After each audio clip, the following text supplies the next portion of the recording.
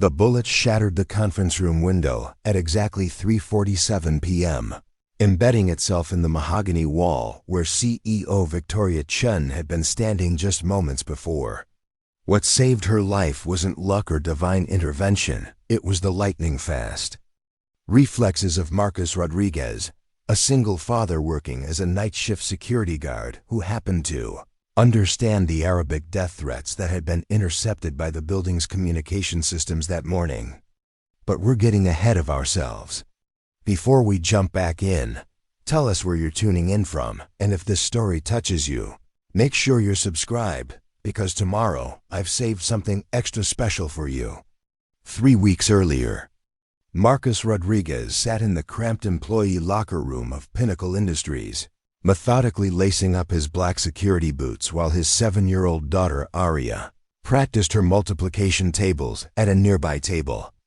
The fluorescent lights buzzed overhead, casting harsh shadows across the concrete walls painted an institutional shade of beige that seemed designed to drain hope from anyone unfortunate enough to spend significant time within these basement confines. Marcus had arrived early for his shift, as he did every evening, not because punctuality was strictly required for his position, but because the extra 30 minutes allowed him to help Aria with her homework before his supervisor arrived. The routine had become sacred to them both, a brief island of normalcy in lives that had been fundamentally altered by circumstances beyond their control. At 32 years old, Marcus carried himself with the disciplined posture and alert awareness that marked him unmistakably as former military, though few of his civilian colleagues understood the depth of training and experience compressed into his quiet demeanor. His broad shoulders filled out the standard-issue security uniform that all guards wore, but there was something in the way he moved, the efficiency of his gestures, and the constant scanning of his environment that suggested capabilities far beyond checking identification badges and monitoring surveillance cameras. The transformation from Navy SEAL to single father working night security represented one of those dramatic life reversals that seemed impossible until they happened with devastating completeness. 4 years earlier, Marcus had been conducting classified operations in hostile territories, leading teams of elite soldiers through missions that required split-second decision-making and absolute precision under extreme pressure. His Arabic language skills, developed through intensive military training and multiple deployments in the Middle East, had made him invaluable for intelligence gathering and cross-cultural communication in complex operational environments. Then came the phone call that changed everything. His wife Isabella had been driving home from her job at the elementary school where she taught 2nd grade when a drunk driver ran a red light at 60 miles per hour. The impact killed her instantly, leaving Marcus alone to raise their daughter while processing grief that seemed to hollow out his chest and leave him struggling to understand how the world could continue functioning when his foundation had been completely destroyed. The military had offered counseling, extended leave, and eventually the option to continue his career with modified assignments that would keep him stateside. But Marcus discovered that he couldn't focus on missions when every fiber of his being was consumed with worry about Aria, couldn't trust other people to care for his daughter with the intensity and vigilance that her safety required, couldn't reconcile the demands of military service with the desperate need to be present for every moment of his child's remaining childhood.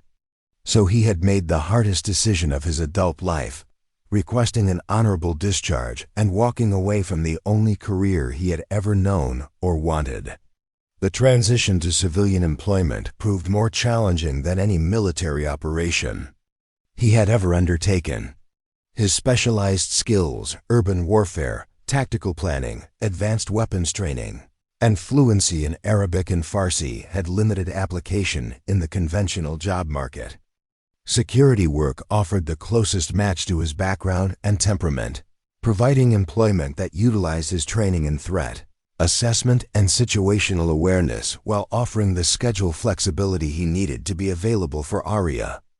The pay was a fraction of his military salary, but it was honest work that allowed him to maintain his dignity while providing for his daughter's basic needs. Their small apartment in the outer boroughs reflected the financial constraints of his career change. 2 bedrooms, linoleum floors, and walls thin enough that they could hear their neighbors' conversations. But Marcus had worked hard to make it feel like home. Aria's bedroom was painted bright yellow, her favorite color, and filled with books that Marcus checked out from the public library each week. Educational posters covered the walls, showing everything from the solar system to multiplication charts, transforming the modest space into a learning environment that rivaled any classroom. Marcus spent his days off volunteering at Aria's school, helping with reading programs and playground supervision, determined that his daughter would never feel disadvantaged by their reduced circumstances. He attended every parent-teacher conference, every school play, every soccer game, approaching fatherhood with the same intensity and commitment he had once applied to military missions. Aria Rodriguez possessed the kind of bright intelligence that teachers noticed immediately and other parents envied quietly. She absorbed information with remarkable speed and retention, completing homework assignments that challenged her classmates while asking questions that revealed thinking patterns far more sophisticated than her age would suggest. But what truly set her apart was her intuitive understanding of people and situations, an emotional intelligence that allowed her to navigate complex social dynamics with unusual wisdom and compassion. She had inherited her mother's warm brown eyes and expressive face, but there was something in her thoughtful observations and careful attention to detail that reminded Marcus powerfully of his own analytical approach to problem solving. Aria never seemed to miss anything important happening around her, filing away information about people's moods, concerns, and relationships with the precision of someone much older and more experienced. The evening routine they had established brought structure and comfort to both their lives. Marcus would arrive at work early, help Aria with homework in the security office, then settle her into a corner of the employee break room with books and quiet activities while he began his rounds. The arrangement wasn't officially approved by building management, but Marcus had earned enough respect from his supervisors that they overlooked the policy violation as long as Aria remained invisible and caused no disruptions. Pinnacle Industries occupied a 40-story glass tower in the heart of Manhattan's financial district, its sleek exterior reflecting the ambitions and wealth of the multinational corporation housed within its walls. The company had built its reputation on international trade and investment, facilitating complex business relationships between American companies and partners throughout the Middle East, Asia, and Europe. Contracts worth hundreds of millions of dollars were negotiated in the building's upper floors, while the basement levels housed the support staff and security personnel who kept the operation running smoothly. Victoria Chen commanded the 38th floor corner office with the confidence and authority of someone who had fought her way to the top of a traditionally male-dominated industry through a combination of brilliant strategic thinking, ruthless negotiation skills, and an almost supernatural ability to identify profitable opportunities that others missed. At 41 years old, she had built Pinnacle Industries into one of the most successful international trading companies in the world, earning a reputation for closing deals that seemed impossible and maintaining relationships with business partners across cultural and political divides. Her office reflected both her success and her meticulous attention to detail. Floor-to-ceiling windows offered breathtaking views of the city skyline, while carefully selected art pieces from around the world demonstrated both her sophisticated taste and her global business connections. The massive oak desk that dominated the center of the room had been crafted by Italian artisans, its surface typically covered with contracts, financial reports, and correspondence from international partners written in multiple languages. Victoria's path to corporate leadership had required sacrifices that she rarely discussed but never forgot. Preparing and narrating this story took us a lot of time, so if you are enjoying it, subscribe to our channel It means a lot to us. Now back to the story. The daughter of immigrants who had arrived in America with nothing but determination and work ethic. She had earned scholarships to prestigious universities, worked multiple jobs to support herself through business school, and spent her early career proving that she belonged in boardrooms where she was often the only woman and frequently the youngest person present. Her romantic relationships had suffered under the demands of building her career. 2 engagements had ended when partners decided they couldn't compete with her dedication to work, couldn't accept the long hours and international travel that success required, couldn't understand that her drive came not from ambition alone, but from a deep-seated fear of returning to the financial insecurity that had marked her childhood. She lived alone in a penthouse apartment that showcased her wealth and taste, but often felt more like a museum than a home. The space was perfectly decorated and meticulously maintained, but it lacked the warmth and personal touches that came from sharing life with someone who truly knew and accepted her. She filled the loneliness with work, channeling her energy into building business relationships and expanding Pinnacle's global reach. The company's latest venture involved a series of complex partnerships with Middle Eastern investors interested in American technology and infrastructure projects.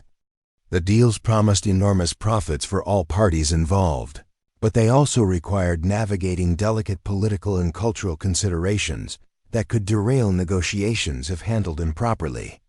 Victoria had spent months building relationships with key decision-makers, learning enough Arabic phrases to show respect for her partner's culture, and structuring agreements that satisfied everyone's financial and political requirements. Marcus knew none of these details about the company's business operations.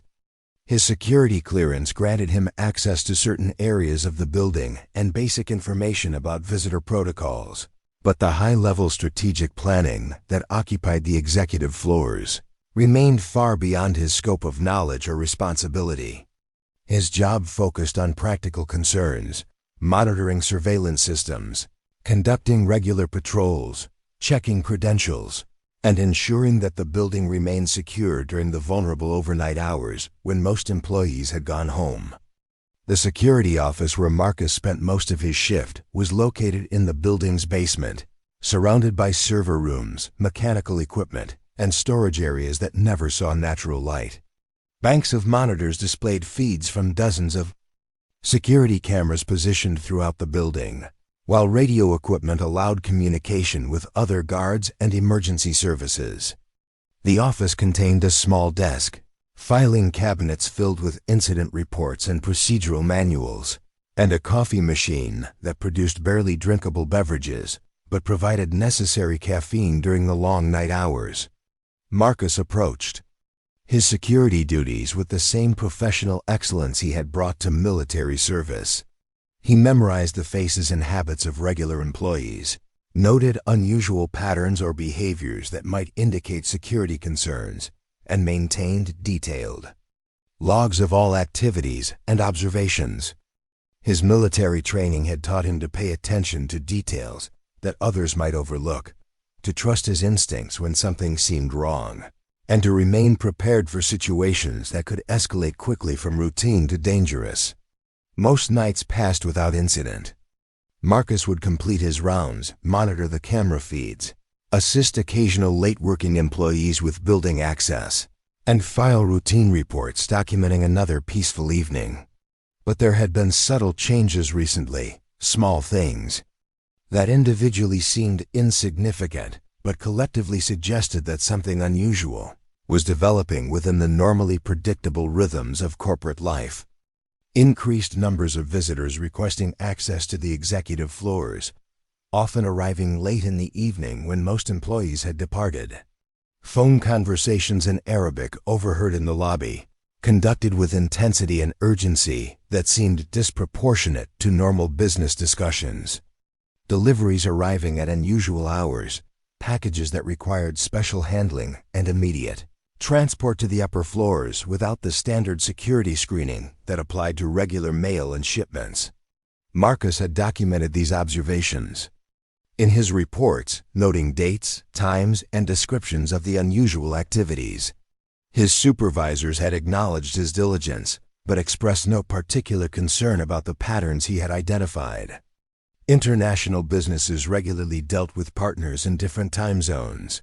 They explained, and the nature of global commerce often required flexibility in scheduling and communication that might seem unusual to someone unfamiliar with corporate operations. But Marcus's instincts, honed by years of identifying threats in hostile environments, suggested that something more significant was developing. The visitors weren't behaving like typical business people, attending routine meetings. Their body language, their careful observation of building security measures, and their obvious interest in areas beyond their stated business purposes reminded him of reconnaissance activities he had witnessed in military contexts. The Arabic conversations he had overheard contained vocabulary and phrases that seemed inappropriate for commercial discussions. References to timing, coordination, and specific dates delivered with intensity that suggested planning for something more consequential than contract negotiations. His language skills, developed for military intelligence purposes, allowed him to understand nuances and implications that would be missed by someone with only basic conversational ability. 3 weeks before the assassination attempt, Marcus had submitted a detailed report outlining his concerns and requesting authorization to investigate further. The response had been swift and definitive. Stick to standard security protocols. Avoid speculation about business activities beyond his scope of responsibility, and focus on the duties specified in his job description. The message was clear: his observations were unwelcome, his suspicions were unfounded, and his continued employment depended on limiting his involvement to conventional security tasks. Marcus understood the position his supervisors were taking. He was a night shift security guard with no formal authority to investigate business operations or question the activities of executive-level employees and their associates. His military background, while impressive, didn't grant him special privileges within the corporate hierarchy. His concerns, however well-intentioned, could be perceived as overstepping boundaries and interfering with legitimate business relationships. But he also understood threat assessment, and everything he observed suggested that Victoria Chen was in danger. The timing of visits, the intensity of communications, and the careful observation of security procedures all pointed toward planning for an action that would require detailed knowledge of building operations and executive schedules. His military experience had taught him to trust these instincts, even when others dismissed them as paranoia or misunderstanding. So Marcus had begun conducting his own informal investigation, using his security access to gather additional information. While maintaining the appearance of routine duties, he started arriving earlier for his shifts, using the extra time to review surveillance footage from previous days and identify patterns that might not be apparent during real-time monitoring. He paid closer attention to conversations conducted in areas where people might assume privacy, noting names, dates, and references that could provide clues about intended activities. Aria had noticed her father's increased tension and distraction. The way he stared thoughtfully at nothing during their homework sessions. The careful questions he asked about her day that seemed designed to ensure she hadn't observed anything unusual around the building. Her intuitive understanding of people told her that Marcus was worried about something significant, something that went beyond the normal concerns of his job or their daily life. She didn't press him for explanations, understanding instinctively that adult worries sometimes required privacy and space to resolve. But she began paying more attention to the conversations and activities around them, filing away details that might help her understand what was troubling her father. Her natural curiosity and intelligence made her an observant companion, and she often noticed things that adults missed because they seemed unimportant or irrelevant to someone her age. The evening that everything changed began like any other. Marcus arrived early, helped Aria with her math homework, and settled her into the break room with a new library book about ancient civilizations. She had developed a fascination with archaeology and historical cultures, spending hours reading about Egyptian pyramids, Roman engineering, and medieval castle construction. The book would keep her occupied for hours, allowing Marcus to focus on his duties without worrying about her entertainment or safety. The first indication that this night would be different came during his initial security rounds. Marcus discovered a maintenance door propped open in the parking garage, a violation of security protocols that should have triggered automatic alarms. Investigation revealed that the alarm system had been disabled from the inside, requiring knowledge of security codes and procedures that should have been available only to authorized personnel.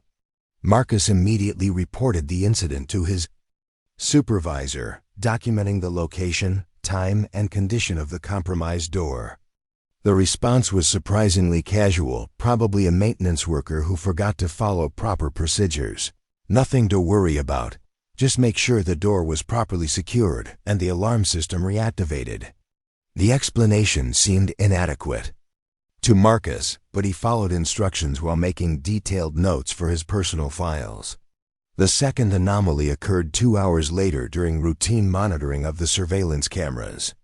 Marcus noticed a figure moving through the building's upper floors, areas that should have been empty at that time of night. The person was dressed in maintenance clothing and appeared to be conducting some kind of inspection or installation work, but no maintenance activities had been scheduled according to the building's official logs. When Marcus attempted to contact the individual through the building's communication system, he received no response. When he tried to reach his supervisor for guidance, the call went directly to voicemail. Standing alone in the security office, watching the mysterious figure move purposefully through areas containing sensitive executive offices, Marcus felt the familiar alertness that had kept him alive during military operations in hostile territory. His training told him to investigate personally, to confront the unknown individual and determine their authorization for being in restricted areas. But his responsibility to Aria kept him anchored to the security office, unwilling to leave her alone in the basement while pursuing what might be a dangerous situation. The conflict between professional duty and parental obligation created a tension that made him feel physically sick with frustration and worry. Then Aria appeared in the doorway of the security office, her book tucked under her arm and her expression serious with concern.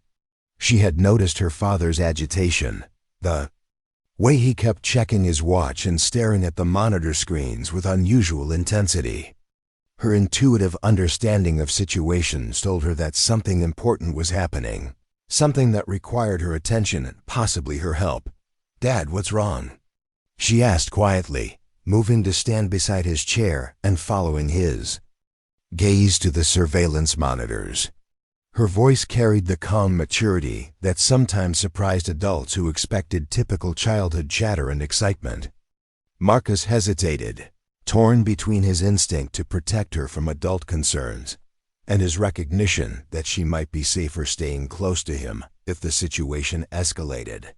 "There's someone in the building who shouldn't be there," he said finally, his voice tight with controlled tension.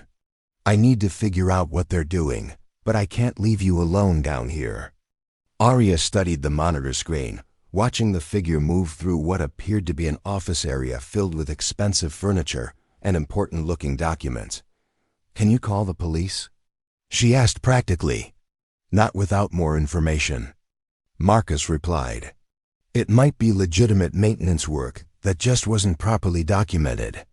I need to identify the person and understand what they're doing before I can determine if it's a real threat." As they watched, the figure entered what Marcus recognized as Victoria Chen's executive office. The individual began systematically searching through desk drawers and filing cabinets, photographing documents with a small camera, and installing what appeared to be electronic devices in locations that would be concealed from casual observation. The activity was clearly unauthorized, methodical, and designed to gather intelligence or create ongoing surveillance capabilities. Marcus reached for his radio to call for backup, but the device produced only static when he attempted to transmit. Someone had jammed the building's communication systems, isolating the security staff and preventing coordination with outside authorities. The sophistication of the operation disabled alarms, communication jamming, detailed knowledge of building security protocols indicated planning and resources far beyond typical criminal activity. "We need to get out of here," Marcus said, his military training taking over as he assessed the tactical situation. If they've compromised communications and security systems, they might be planning something that puts everyone in the building at risk. But as he stood to gather their belongings, the lights in the security office flickered and went out, leaving them in complete darkness except for the faint glow from the emergency exit signs. The building's power grid had been cut, probably at the main electrical panel, plunging the entire structure into darkness and disabling most of the surveillance and security systems. Marcus felt along the wall for the emergency flashlight that was supposed to be mounted near the desk, his fingers moving with practiced efficiency despite the disorienting darkness.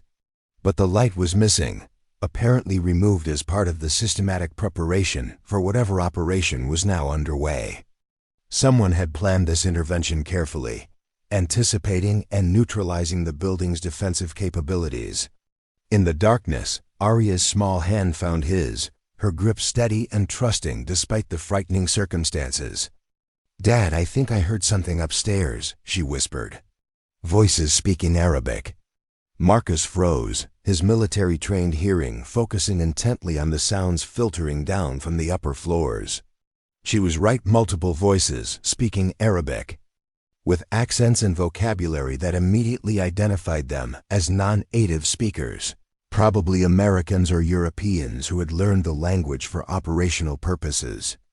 The conversation was too distant and muffled for him to understand specific words, but the tone and rhythm suggested coordinated activity and time-sensitive objectives. "We need to move," Marcus said quietly, his hand finding the backup flashlight he always carried in his security belt. The narrow beam provided just enough illumination to navigate the cluttered basement areas, but it would also make them visible to anyone watching for movement within the building. As they prepared to leave the security office, Marcus heard footsteps on the stairwell that connected the basement to the main floors. Heavy boots moving with military precision, descending toward their location with purpose and coordination that indicated the basement areas were also part of the operational plan. They were trapped between unknown threats above and approaching dangers below, with limited options for escape or concealment. Marcus quickly reviewed the building's layout in his mind, identifying potential routes and defensive positions based on his detailed knowledge of the structure.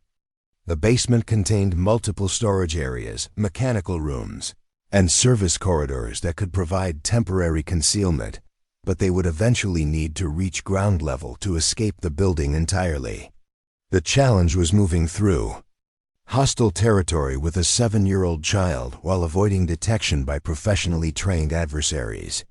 The footsteps were getting closer, accompanied now by the low murmur of voices coordinating search patterns and clearing procedures. Marcus recognized the tactical language and methodical approach of people with military or law enforcement training, conducting the kind of systematic building sweep he had performed countless times during urban operations overseas.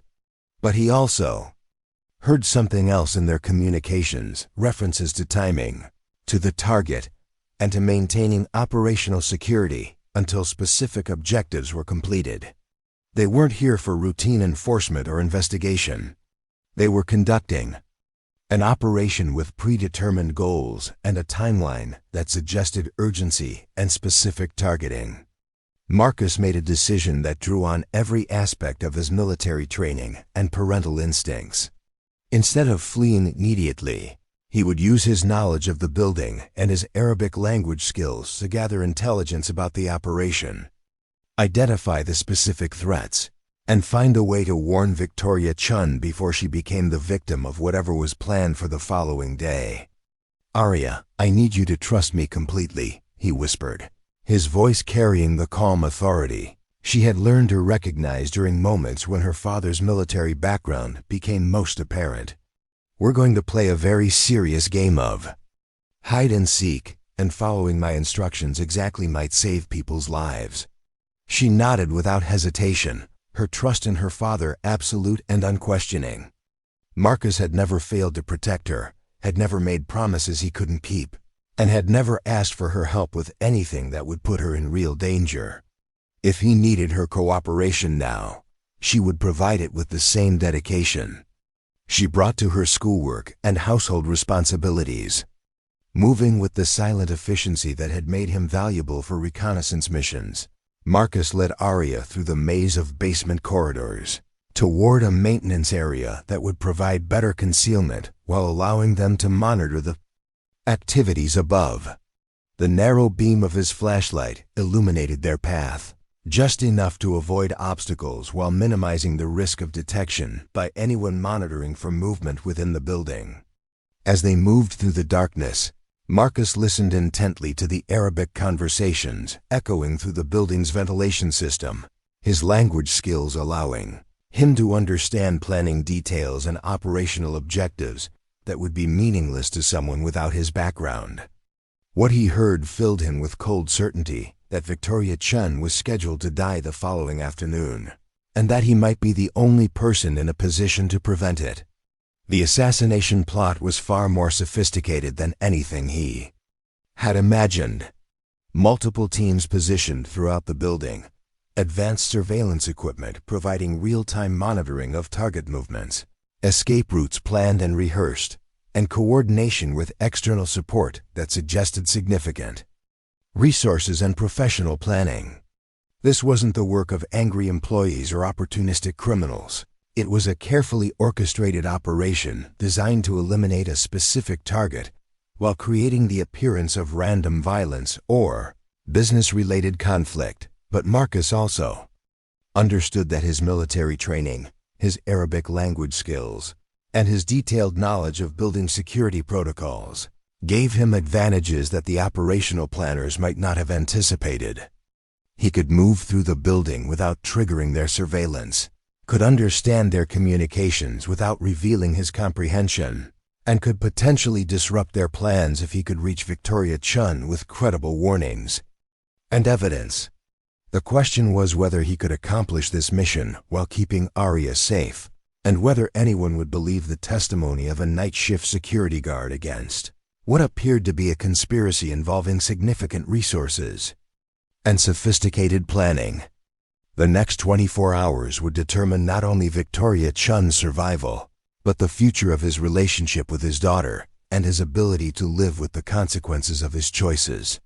As Marcus and Aria settled into their concealed position in the building's mechanical room, surrounded by the steady hum of ventilation equipment that would mask their presence from acoustic detection, he began planning an intervention that would require every skill he had developed during his military career and every ounce of courage he possessed as a father determined to protect innocent people from violence. Dawn broke over Manhattan with the kind of brilliant clarity that made the city's glass towers gleam like crystalline monuments to human ambition. Marcus Rodriguez emerged from the Pinnacle Industries building through a service exit he had mapped during his nocturnal reconnaissance, his arm protectively around Aria's shoulders as they moved quickly through the early morning shadows. What he discovered reinforced his assessment of her as someone whose elimination would create significant political and economic disruption while removing a uniquely effective advocate for international cooperation and cultural understanding. Victoria had built her reputation on her ability to navigate complex negotiations between American businesses and Middle Eastern partners, finding common ground in situations where cultural misunderstandings and political tensions typically created insurmountable obstacles. Her success came not from aggressive tactics or manipulative strategies, but from genuine respect for different cultural perspectives and patient investment in building trust across traditional divides. The assassination plot was designed to eliminate her influence, while creating the appearance of politically motivated violence that would justify increased restrictions on international business, relationships, and cultural exchange programs. Her death would serve multiple purposes for individuals and organizations that benefited from conflict and mistrust between American and Middle Eastern communities. But Marcus also learned that Victoria's security arrangements were surprisingly minimal for someone in her position and with her level of exposure to international business relationships that could create political complications. She relied primarily on building security and her driver for protection, apparently believing that her reputation for fairness and cultural sensitivity provided adequate insulation from serious threats. The misconception would prove fatal if Marcus couldn't find a way to reach her with credible warnings about the sophisticated operation that had been planned for this afternoon's business meeting.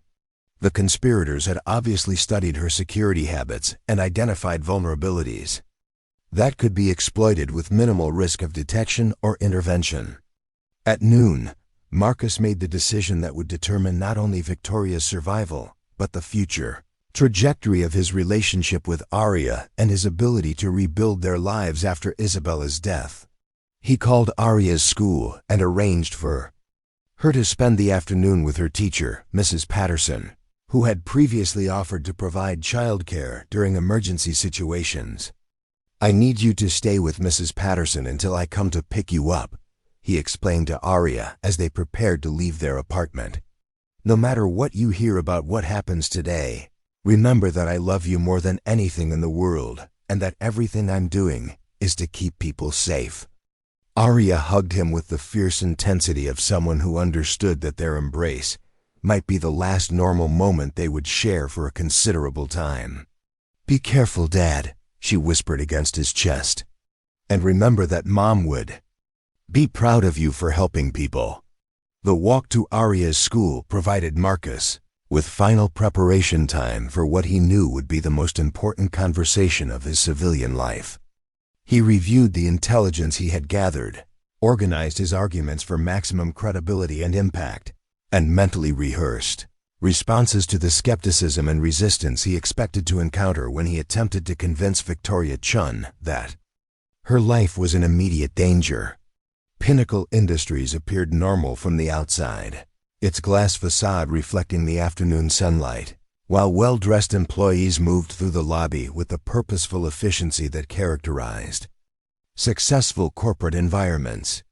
But Marcus could identify subtle signs of the conspiracy's presence: additional security personnel positioned at strategic locations, surveillance equipment that hadn't been present during previous shifts, and communication activity that suggested coordination between multiple parties.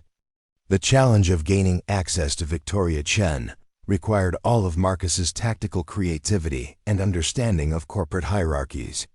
His security clearance provided access to certain areas of the building, but executive floors remained restricted. Territory that would require authorization he was unlikely to receive through official channels.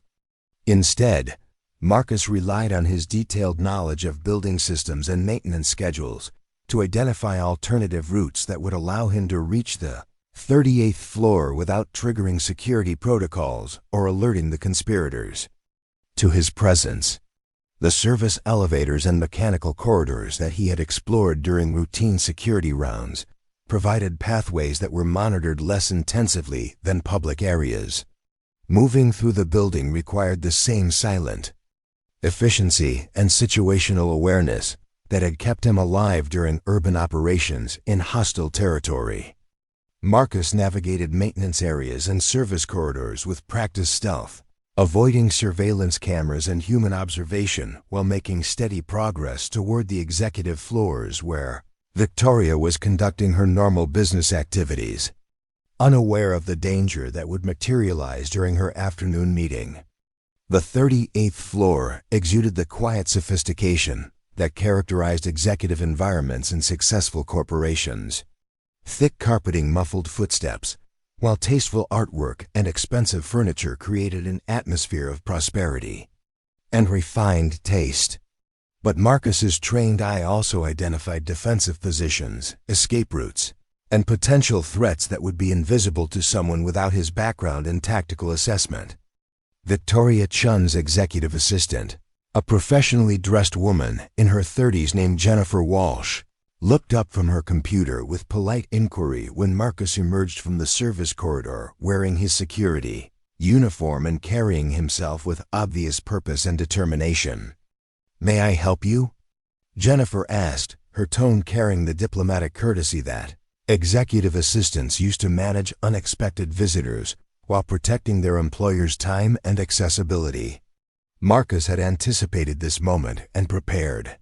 His approach to maximize the likelihood of gaining access to Victoria without creating alarm or suspicion that might alert the conspirators to his intervention.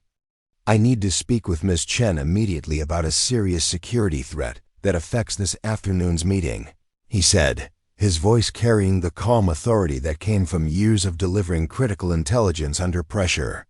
Jennifer's expression shifted from polite inquiry to concerned attention as she processed both his words and the competent professionalism of his delivery. Executive assistants developed refined instincts for distinguishing between legitimate urgency and manufactured drama, and something in Marcus's demeanor suggested that his request deserved serious consideration. "What kind of security threat?" she asked, reaching for her phone with the intention of contacting building security or law enforcement if the situation warranted immediate intervention. "The kind that requires direct communication with Miss Chen and cannot be discussed through intermediaries," Marcus replied. "I have specific information about plans to harm her during today's meeting with the Middle Eastern investors, and time is running out to implement appropriate protective measures." The mention of the afternoon meeting and its participants provided Jennifer with enough specific detail to suggest that Marcus possessed legitimate knowledge of Victoria's schedule and the nature of her business activities. But the serious implications of his warning also required careful verification before she could grant access to someone whose security clearance didn't normally extend to executive floors. The 8 hours they had spent concealed in the building's mechanical systems had provided him with enough intelligence to understand the scope of the assassination plot, but also revealed just how sophisticated and well-funded the operation truly was. The conversations he had monitored throughout the night painted a picture of meticulous planning that extended far beyond a simple corporate killing. The assassination of Victoria Chen was intended to destabilize a series of Middle Eastern business partnerships worth billions of dollars, creating market chaos that would benefit specific competitors while eliminating a key figure who had become inconveniently effective at bridging cultural and political divides in international commerce. Marcus had identified at least 6 operatives positioned throughout the building, each with specific roles in the coordination and execution phases of the plan. Their communications revealed advanced surveillance capabilities, real-time monitoring of Victoria's movements and schedule, and contingency plans for multiple scenarios depending on her location and security posture when the operation commenced. But most importantly, he had learned that the assassination was scheduled for this afternoon during a critical business meeting with Middle Eastern investors in the 38th floor conference room. The timing was designed to maximize the psychological and financial impact while creating the appearance of politically motivated violence that would justify increased security measures and government intervention in international trade relationships. As they walked through the quiet morning streets toward their apartment, Aria maintained the thoughtful silence that had characterized her behavior throughout their dangerous night in the building. She understood instinctively that her father was processing information and making decisions that would affect not only their own safety, but the welfare of other people who were counting on his expertise and courage. Marcus used the 20-minute walk home to finalize his strategy for the day ahead. Direct contact with law enforcement would be complicated by his lack of concrete evidence and the sophisticated nature of the conspiracy, which likely included individuals with official credentials and governmental connections. His warnings would be dismissed as the paranoid fantasies of a former military operative struggling with civilian adjustment, particularly since he couldn't reveal the full extent of his intelligence gathering without admitting to unauthorized surveillance activities that could result in criminal charges. But he could approach Victoria Chen directly, using his detailed knowledge of the plot and his Arabic language skills to provide credible warnings that might convince her to alter her schedule and seek appropriate protection. The challenge would be gaining access to someone whose executive status placed her far above his security clearance level, and convincing her that a night shift guard possessed information crucial to her survival. Their modest apartment felt like a sanctuary after the tension and danger of the previous night. Marcus made breakfast while Aria showered and changed into fresh clothes, their familiar morning routine providing psychological stability that helped both of them process the extraordinary circumstances they had encountered. But beneath the surface normalcy, Marcus was already planning the tactical approach he would need to reach Victoria Chen with his warnings. Aria emerged from her bedroom dressed for school, but carrying her backpack with the careful deliberation that suggested she understood this would not be an ordinary day. She had inherited her mother's intuitive understanding of people and situations, combined with Marcus's analytical approach to problem-solving, creating a combination of emotional intelligence and practical thinking that made her far more perceptive than most adults expected. "Dad, are you going to tell the lady about the bad people?" she asked quietly, settling at their small kitchen table with the directness that characterized her approach to important questions. Marcus paused in his preparation of her lunch, recognizing that his daughter had understood far more about the previous night's events than he had realized. Her question demonstrated not only comprehension of the basic situation, but also insight into his moral obligations and the difficult choices he was facing. "Yes, sweetheart. I have to try to warn her," he replied, sitting across from her with the serious expression she had learned to associate with conversations about grown-up responsibilities. "But it's going to be very difficult to make her believe me, and there might be consequences for our family if things don't go well." Aria considered this information with the thoughtful concentration she brought to complex math problems or challenging reading assignments. "What kind of consequences?" she asked, her voice steady despite the obvious concern in her dark eyes. Marcus struggled with how much truth to share with a 7-year-old child, whose understanding of adult complications was necessarily limited by her age and experience. But Aria had proven herself capable of handling difficult realities with remarkable maturity, and she deserved honest answers about situations that would directly affect her life and safety.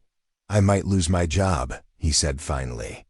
"Some people might not believe what I'm telling them, and they might think I'm causing trouble or making up stories. If that happens, we would need to find somewhere else to live, and I would need to find different work." Aria absorbed this information without apparent distress, her expression remaining calm and thoughtful as she processed the implications. "But if you don't tell her, the bad people will hurt her," she observed with a logical clarity that consistently impressed her teachers and other adults. "That's right," Marcus confirmed. "So even though it might cause problems for us, I have to try to keep her safe. It's the right thing to do, even if it's difficult or dangerous." She nodded with understanding that went far beyond her chronological age. "Like when Mom used to help other people even when it was hard for her," she said softly, referencing memories of Isabella's consistent generosity and community involvement despite their family's limited resources. The mention of Isabella brought a familiar ache to Marcus's chest, but also a sense of clarity about his moral obligations. His wife had never hesitated to help others when she possessed the ability to make a difference, regardless of personal cost or convenience. She had volunteered at homeless shelters during holiday seasons, tutored struggling students without compensation, and provided emotional support to friends and neighbors, dealing with crises that required time and energy she could barely spare. Isabella would have expected him to use his knowledge and skills to protect Victoria Chen, just as she would have expected him to prioritize Aria's safety and well-being in whatever decisions he made. The challenge was finding a way to honor both obligations simultaneously, protecting an innocent person from assassination while ensuring that his daughter remained safe and secure. Marcus spent the morning researching Victoria Chen's background and schedule, using public information and his security access to understand her routines, preferences, and the people who surrounded her with protection and advice. "Please wait here while I speak with Miss Chen," Jennifer said, her professional training taking over as she balanced the need to protect her employer's time against the possibility that ignoring this warning could have catastrophic consequences. Marcus remained standing beside Jennifer's desk, acutely aware that every minute of delay increased the risk that the conspirators would detect his presence and adjust their operational timeline accordingly. His position also left him exposed to surveillance that might be monitoring executive areas for unusual activity or unauthorized personnel. Through the partially open door of Victoria's office, Marcus could hear her voice as she conducted a phone conversation in fluent Mandarin, apparently coordinating final details for international contracts that required her personal attention and approval. The conversation demonstrated both her linguistic capabilities and her direct involvement in the kind of complex negotiations that had made her valuable to clients and dangerous to competitors. Jennifer returned after several minutes with an expression that combined professional caution with genuine concern. "Ms. Chen will see you, but she has very limited time before her next meeting begins," she said, gesturing toward the office door with the polite efficiency that characterized high-level corporate environments. Victoria Chen looked up from her desk as Marcus entered her office, her intelligent eyes assessing him with the kind of rapid evaluation that successful executives use to process new information and unexpected situations. She was dressed in an elegant navy blue suit that emphasized her professional authority, while maintaining the cultural sensitivity that had made her effective in international business relationships. The office itself reflected both her success and her global perspective, with carefully selected art pieces from around the world, photographs documenting her participation in significant business ceremonies and cultural events, and awards recognizing her contributions to international trade and cross-cultural understanding. But Marcus also noted the large windows that would provide excellent sightlines for long-range surveillance and targeting, and the predictable seating arrangements that would make her position easily identifiable to someone planning an assassination. "Jennifer tells me you have information about a security threat," Victoria said, her voice carrying the composed authority of someone accustomed to handling unexpected complications without allowing them to disrupt her focus or effectiveness. Marcus recognized that he would have only minutes to present his case before Victoria's schedule and natural skepticism combined to end the conversation. His approach would need to balance credibility with urgency, providing enough specific detail to demonstrate the legitimacy of his warnings while avoiding information that might compromise his intelligence sources or create legal complications. "Miss Chen, my name is Marcus Rodriguez, and I work night security in this building," he began, establishing his credentials while moving quickly toward the critical information. "Last night I discovered evidence of a sophisticated assassination plot targeting you during this afternoon's meeting with your Middle Eastern business partners." Victoria's expression shifted from polite attention to sharp focus as she processed both his words and the professional competence of his delivery. Her experience with international business had taught her to recognize genuine threats and distinguish them from manufactured drama or competitive manipulation. And something in Marcus's demeanor suggested that his warnings deserved serious consideration. "What kind of evidence?" she asked, leaning forward in her chair with the kind of intense concentration she typically reserved for critical contract negotiations or crisis management situations. Marcus had anticipated this question and prepared his response to provide maximum credibility without revealing details that might compromise his sources or create security risks for other people. I have military intelligence training and Arabic language skills that allowed me to understand conversations and observe activities that indicated detailed planning for an operation, targeting this building and specifically your location during scheduled meetings. The mention of Arabic language skills immediately captured Victoria's attention. Given her extensive work with Middle Eastern business partners and her awareness of the cultural and political sensitivities that surrounded international relationships in that region, someone with legitimate intelligence training and language capabilities would be uniquely positioned to identify threats that might be missed by conventional security personnel. Can you be more specific about what you observed? Victoria asked, her tone shifting from polite inquiry to genuine concern as she began to appreciate the potential seriousness of the situation. Marcus provided a carefully edited summary of his intelligence gathering, describing surveillance activities, communication patterns, and operational preparations without revealing the full extent of his unauthorized investigation or the specific methods he had used to gather information. His military training had taught him to present intelligence in ways that emphasized credibility while protecting sources and methods. The operation involves multiple personnel with professional training, advanced surveillance equipment, and detailed knowledge of building security systems and your personal schedule, he explained. They have been monitoring your activities and planning their approach for several weeks, timing the assassination to coincide with today's meeting to maximize political and economic impact. Victoria listened with the kind of focused attention she brought to complex business negotiations, asking clarifying questions and processing information with the analytical skills that had made her successful in international commerce. But Marcus could also see the emotional impact of his warnings as she began to understand that her life was in immediate danger and that her normal security arrangements would be inadequate protection against a sophisticated assassination attempt. Why haven't you reported this to law enforcement or building security? She asked, her question revealing both practical thinking and an awareness that Marcus's approach suggested complications that prevented conventional responses to the threat.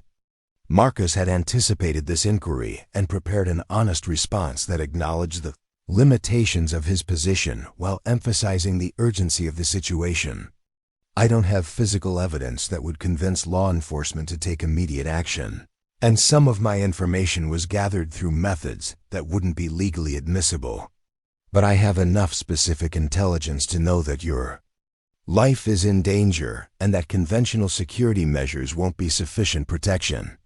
Victoria stood and moved to her office windows, gazing out at the city skyline while processing the implications of Marcus's warnings and considering her options for responding to a threat that seemed to emerge from nowhere but carried the ring of authenticity.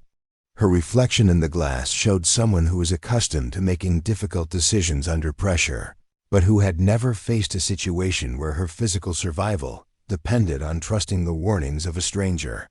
"What do you think I should do?" she asked, turning back to face Marcus with an expression that combined vulnerability with the kind of practical intelligence that had built her business empire. Marcus had spent considerable time considering this question and developing recommendations that would provide maximum protection while minimizing disruption to her business operations and personal life. His military experience had taught him to balance security concerns with operational requirements, finding solutions that addressed threats without creating unnecessary complications or restrictions. "Cancel this afternoon's meeting and leave the building immediately," he said without hesitation. "Contact law enforcement through channels that bypass local authorities who might be compromised, and arrange for professional protection while the threat is investigated and neutralized." Victoria considered his recommendations with the kind of careful analysis she applied to major business decisions, weighing potential costs against probable benefits while evaluating information that remained incomplete and unverified. But she also understood that the consequences of ignoring legitimate warnings could be irreversible, while the costs of taking precautionary measures were manageable even if the threat proved to be exaggerated.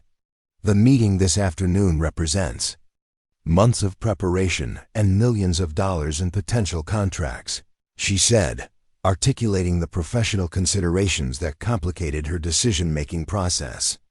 Canceling without explanation would damage relationships that took years to build and might permanently compromise our position in Middle Eastern markets. Marcus understood her concerns, but also recognized that her business priorities were preventing her from fully appreciating the lethal nature of the threat she was facing. His military experience had taught him that successful operations often depended on targets who maintained predictable schedules and refused to alter their routines even when presented with evidence of danger. Ms. Chen, the people planning this operation are counting on your reluctance to disrupt important business relationships, he said, his voice carrying the urgency that came from watching someone he was trying to protect make decisions that increased their vulnerability. They studied your background, your priorities, and your decision-making patterns specifically because they knew you would be reluctant to cancel significant meetings based on unverified warnings. Victoria paused in her consideration, recognizing the tactical logic of his observation and understanding that her predictable approach to business relationships might have been incorporated into the operational planning of people who wanted her dead. The realization that her professional strengths could become vulnerabilities in this context provided a new perspective on the threat assessment and the decisions she needed to make. But before she could respond to Marcus's arguments, Jennifer's voice came through the office intercom system with the kind of professional urgency that indicated unexpected complications requiring immediate attention. Ms. Chen, your Middle Eastern business partners have arrived early and are requesting to move the meeting to the conference room immediately, Jennifer announced. They say they have scheduling conflicts that require earlier departure than originally planned. Marcus felt his blood freeze as he recognized the tactical implications of the schedule change. The early arrival of the supposed business partners represented either an acceleration of the operational timeline or the introduction of additional personnel who were directly involved in the assassination plot. Either possibility meant that Victoria was now in immediate danger and that his warnings had come almost too late to provide adequate protection. Victoria looked at Marcus with an expression that combined understanding with determination as she realized that the situation had moved beyond theoretical threat assessment into immediate crisis management. The timing of the schedule change, following so closely after Marcus's warnings, suggested that his intelligence was accurate and that her choices in the next few minutes would determine whether she survived the afternoon. Jennifer, please tell our visitors that I'll join them in just a few minutes, Victoria replied, her voice maintaining professional composure while her eyes remained fixed on Marcus with obvious expectation that he would provide guidance for navigating the deadly situation that was developing around them. Marcus's military training took over completely as he assessed the tactical situation and identified immediate priorities for protecting Victoria while gathering additional intelligence about the nature and scope of the threat they were facing. The spontaneous schedule change suggested that the conspirators had detected his intervention and were adjusting their operational timeline to complete the assassination before effective countermeasures could be implemented. You cannot go to that meeting, Marcus said with absolute certainty. The early arrival and schedule change are tactical indicators that the operation has been accelerated. If you enter that conference room, you will not leave it alive. Victoria felt the weight of the decision settling on her shoulders as she recognized that her next choice would determine not only her survival but the future of her business empire and the welfare of everyone who depended on Pinnacle Industries for their livelihood.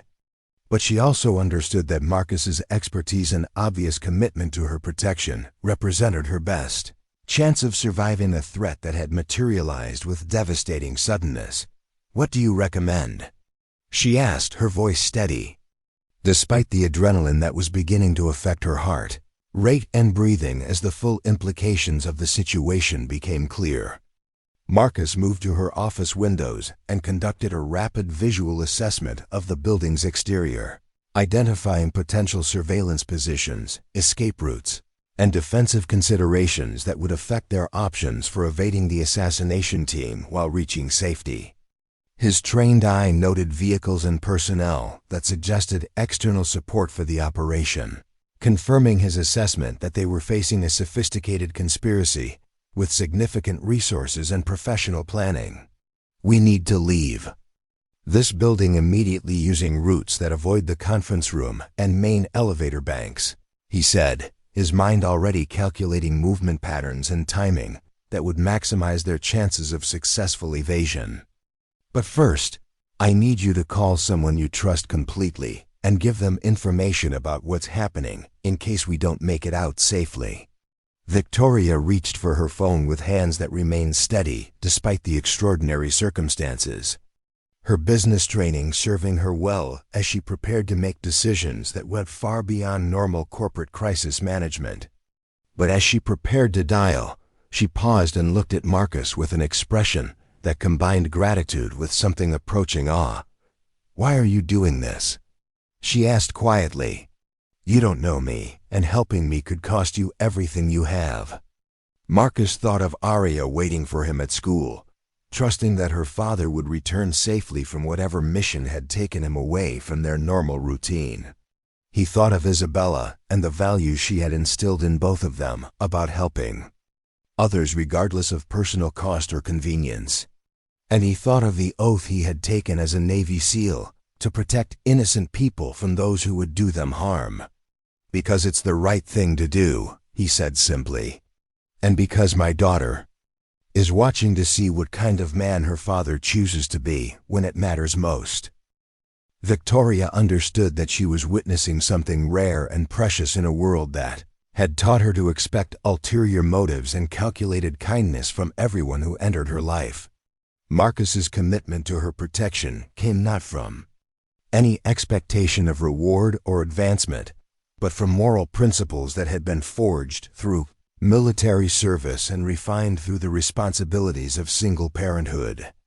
As she began dialing the number of her most trusted business associate, Victoria realized that her survival might depend not only on Marcus's tactical expertise, but on his character and the values that motivated his willingness to risk everything for someone he barely knew.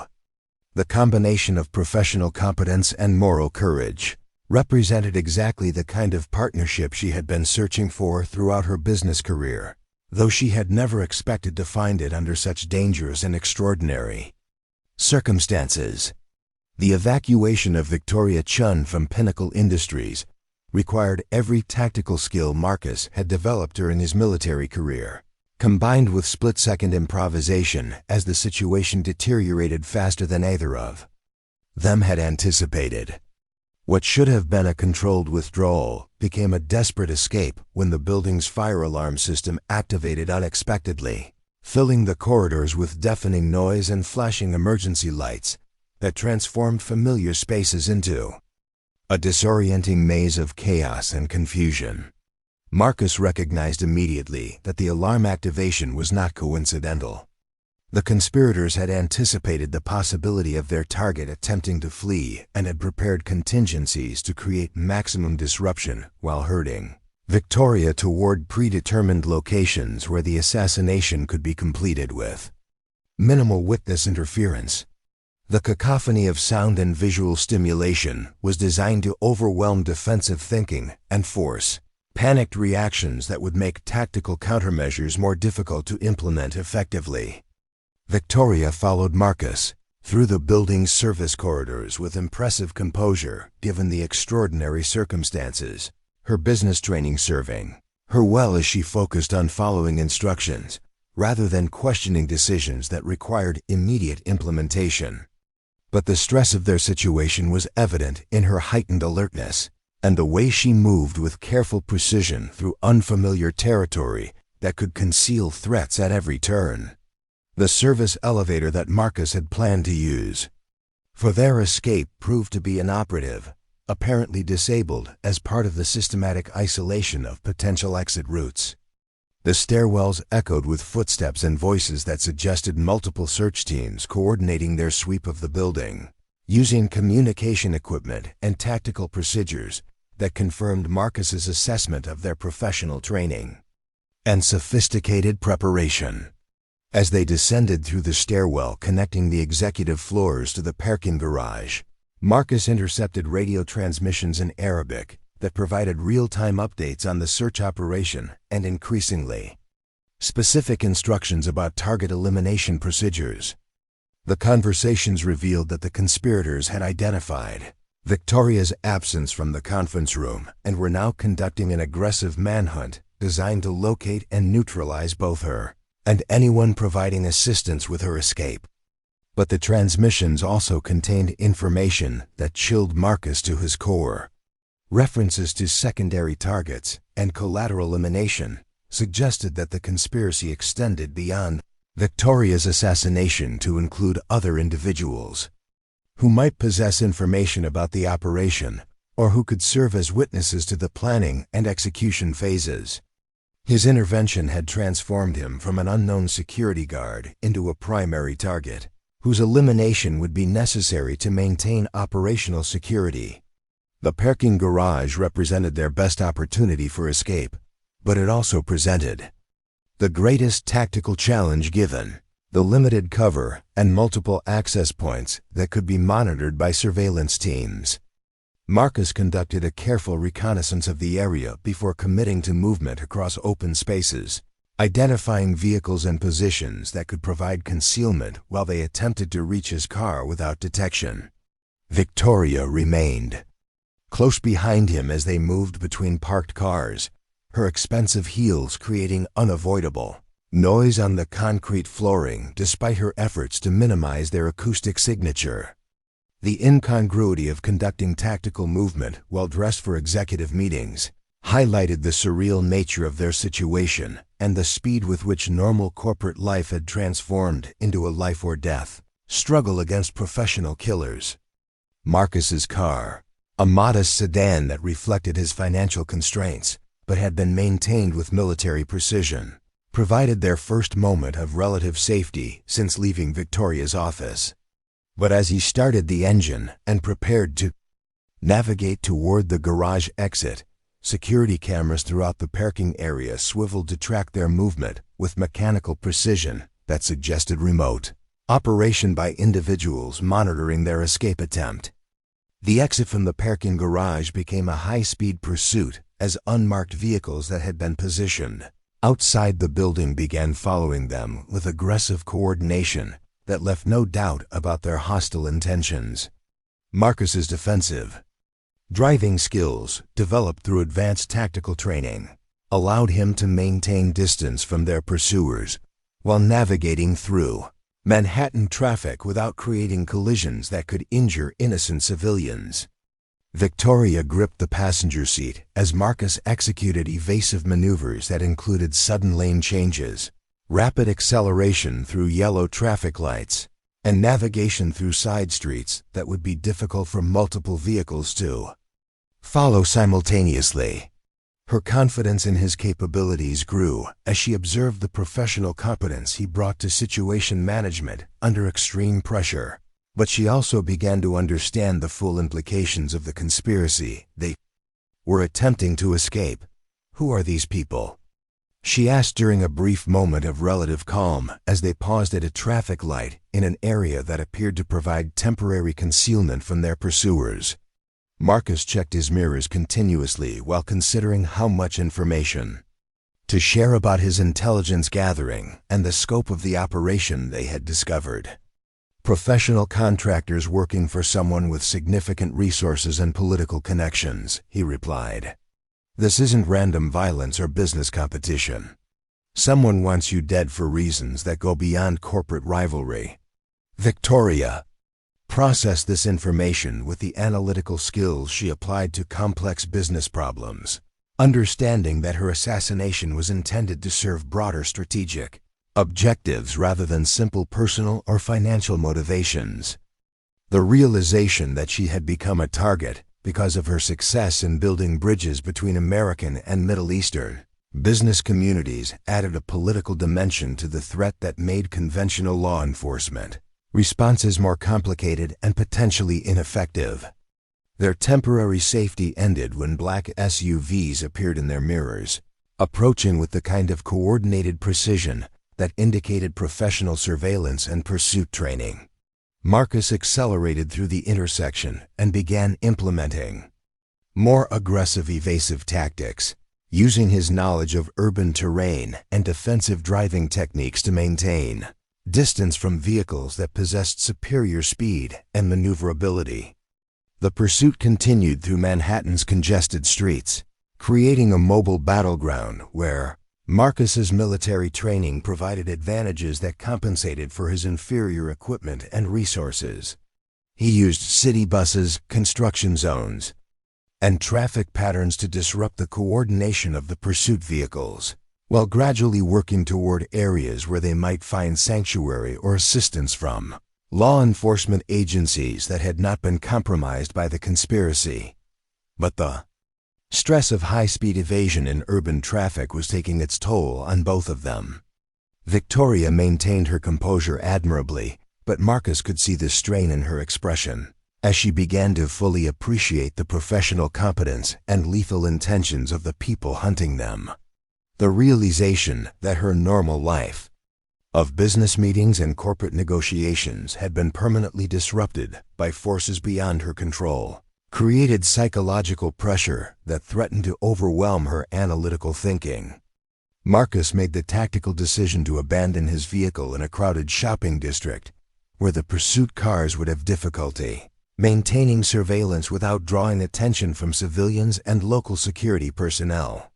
They moved quickly through the busy pedestrian areas, using crowd cover and the complex layout of retail spaces to break visual contact with their pursuers, while working toward public transportation that could provide anonymous movement across the city. The subway system offered both opportunities and risks for their continued evasion. The underground tunnels and multiple exit points would make systematic pursuit more difficult, but they would also limit Marcus's ability to monitor threats and coordinate defensive measures if they were detected by surveillance teams positioned throughout the transportation network. Victoria adapted to their new circumstances with impressive flexibility, abandoning her executive persona and blending into the diverse crowd of commuters and tourists who filled the subway platforms during afternoon rush hours. But Marcus remained acutely aware that their respite was temporary and that the people hunting them possessed resources and determination that would eventually overcome purely defensive tactics. As their train moved through the underground tunnels, Marcus used his phone to contact the one person he trusted completely to understand the implications of their situation and provide assistance without compromising their security. Detective Sarah Mitchell of the NYPD had served as military police during overlapping deployments in Afghanistan, where she had witnessed Marcus's capabilities and developed respect for his judgment and integrity. The phone conversation was necessarily brief and coded, but Sarah understood immediately that Marcus was requesting assistance with a situation that involved serious threats and required resources beyond conventional civilian capabilities. Her willingness to help without demanding detailed explanations reflected the trust and mutual respect that had developed between them during their military service and occasional contact since returning to civilian life. "I need a safe location where we can meet privately and discuss information that affects national security," Marcus said, using language that would convey the seriousness of the situation without providing specific details that could be intercepted by surveillance equipment. Sarah's response was immediate and decisive. "The old warehouse district near the Brooklyn Navy Yard, Building 47, 3rd floor. I can be there in 2 hours with resources and support personnel." The meeting location was familiar to both of them from previous military exercises and provided the kind of secure environment where Sensitive information could be shared without risk of electronic surveillance or unwanted interference. But reaching Brooklyn safely would require continued evasion of pursuit teams that were undoubtedly expanding their search to include all forms of public transportation and major transit hubs. Victoria listened to the conversation with growing understanding of the networks and relationships that Marcus could access when conventional resources proved inadequate to address the threats they were facing. His ability to reach law enforcement personnel who would respond without bureaucratic delays or skeptical questioning demonstrated connections and credibility that went far beyond his current employment as a building security guard. "Who was that?" she asked as Marcus ended the call and began planning their route to the meeting location. "Someone who understands what we're dealing with and has the authority to coordinate an appropriate response," Marcus replied. "But we need to reach her safely, and that means staying ahead of people who have been tracking our movements since we left the building." Their journey to Brooklyn required multiple transfers between different forms of public transportation, careful timing to avoid surveillance checkpoints, and constant vigilance for indicators that their location had been detected by the search teams that were undoubtedly monitoring transportation hubs throughout the city. Marcus's training in urban evasion served them well, but he also recognized that their pursuers possessed similar capabilities and would eventually narrow their search to areas where refuge might be sought. The warehouse district provided the kind of industrial landscape where unusual activity could be concealed and where multiple exit routes would be available if their meeting location was discovered by hostile surveillance. Building 47 stood among dozens of similar structures, its anonymous exterior and complex internal layout making it ideal for sensitive conversations that required privacy and security. Detective Sarah Mitchell arrived at the designated meeting point with 2 additional personnel whose tactical equipment and professional demeanor identified them as specialists in situations involving serious threats to public safety. Her greeting to Marcus carried the warmth of friendship combined with the focused urgency of someone who understood that their reunion was occurring under dangerous circumstances. Sarah's first impression of Victoria Chen revealed someone who had maintained remarkable composure despite extraordinary stress, but who was clearly operating outside her normal sphere of experience and expertise. The contrast between Victoria's executive background and the tactical environment of their warehouse meeting highlighted the dramatic transformation that a few hours had created in her life and circumstances.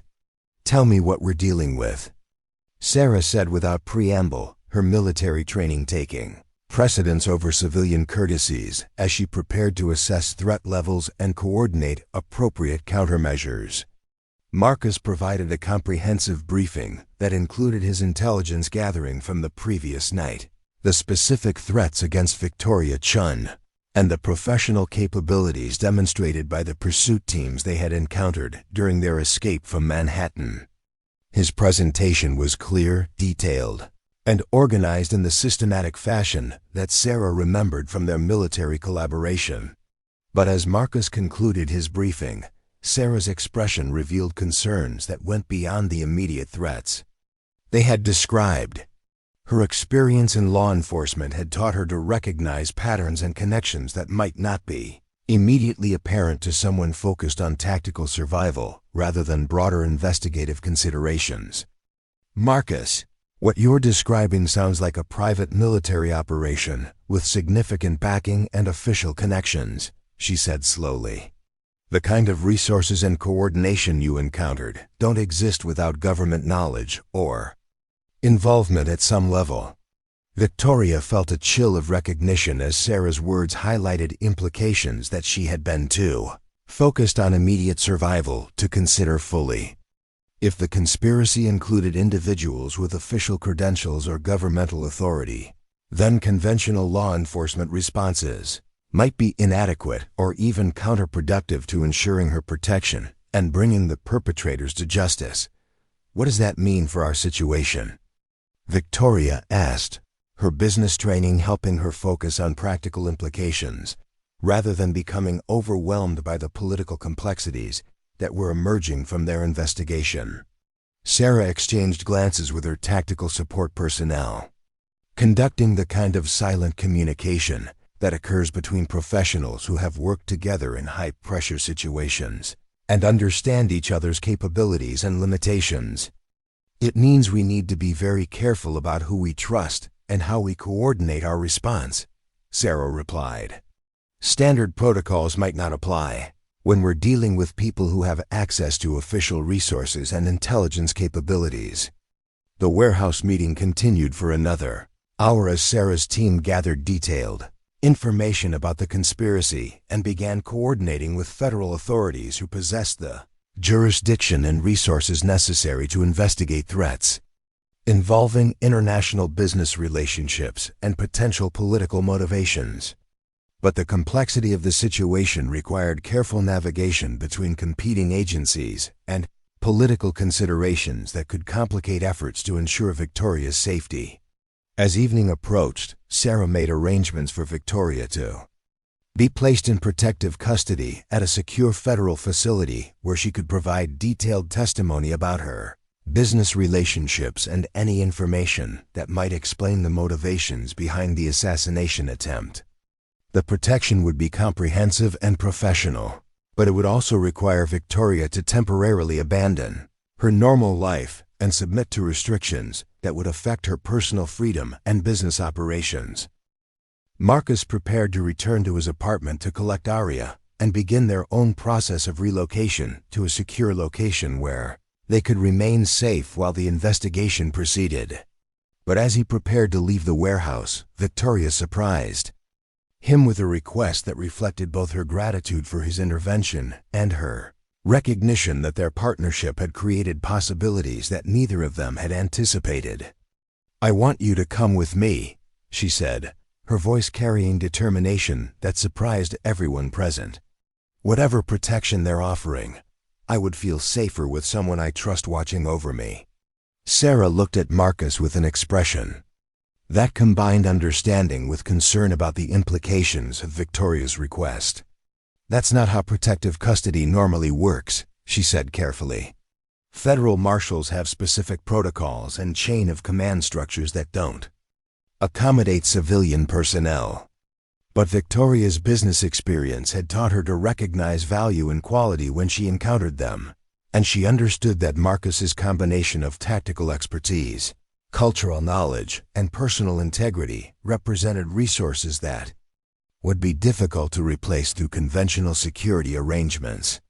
"Then let's make this work differently," Victoria replied, her executive authority asserting itself as she began to see possibilities for transforming crisis into opportunity.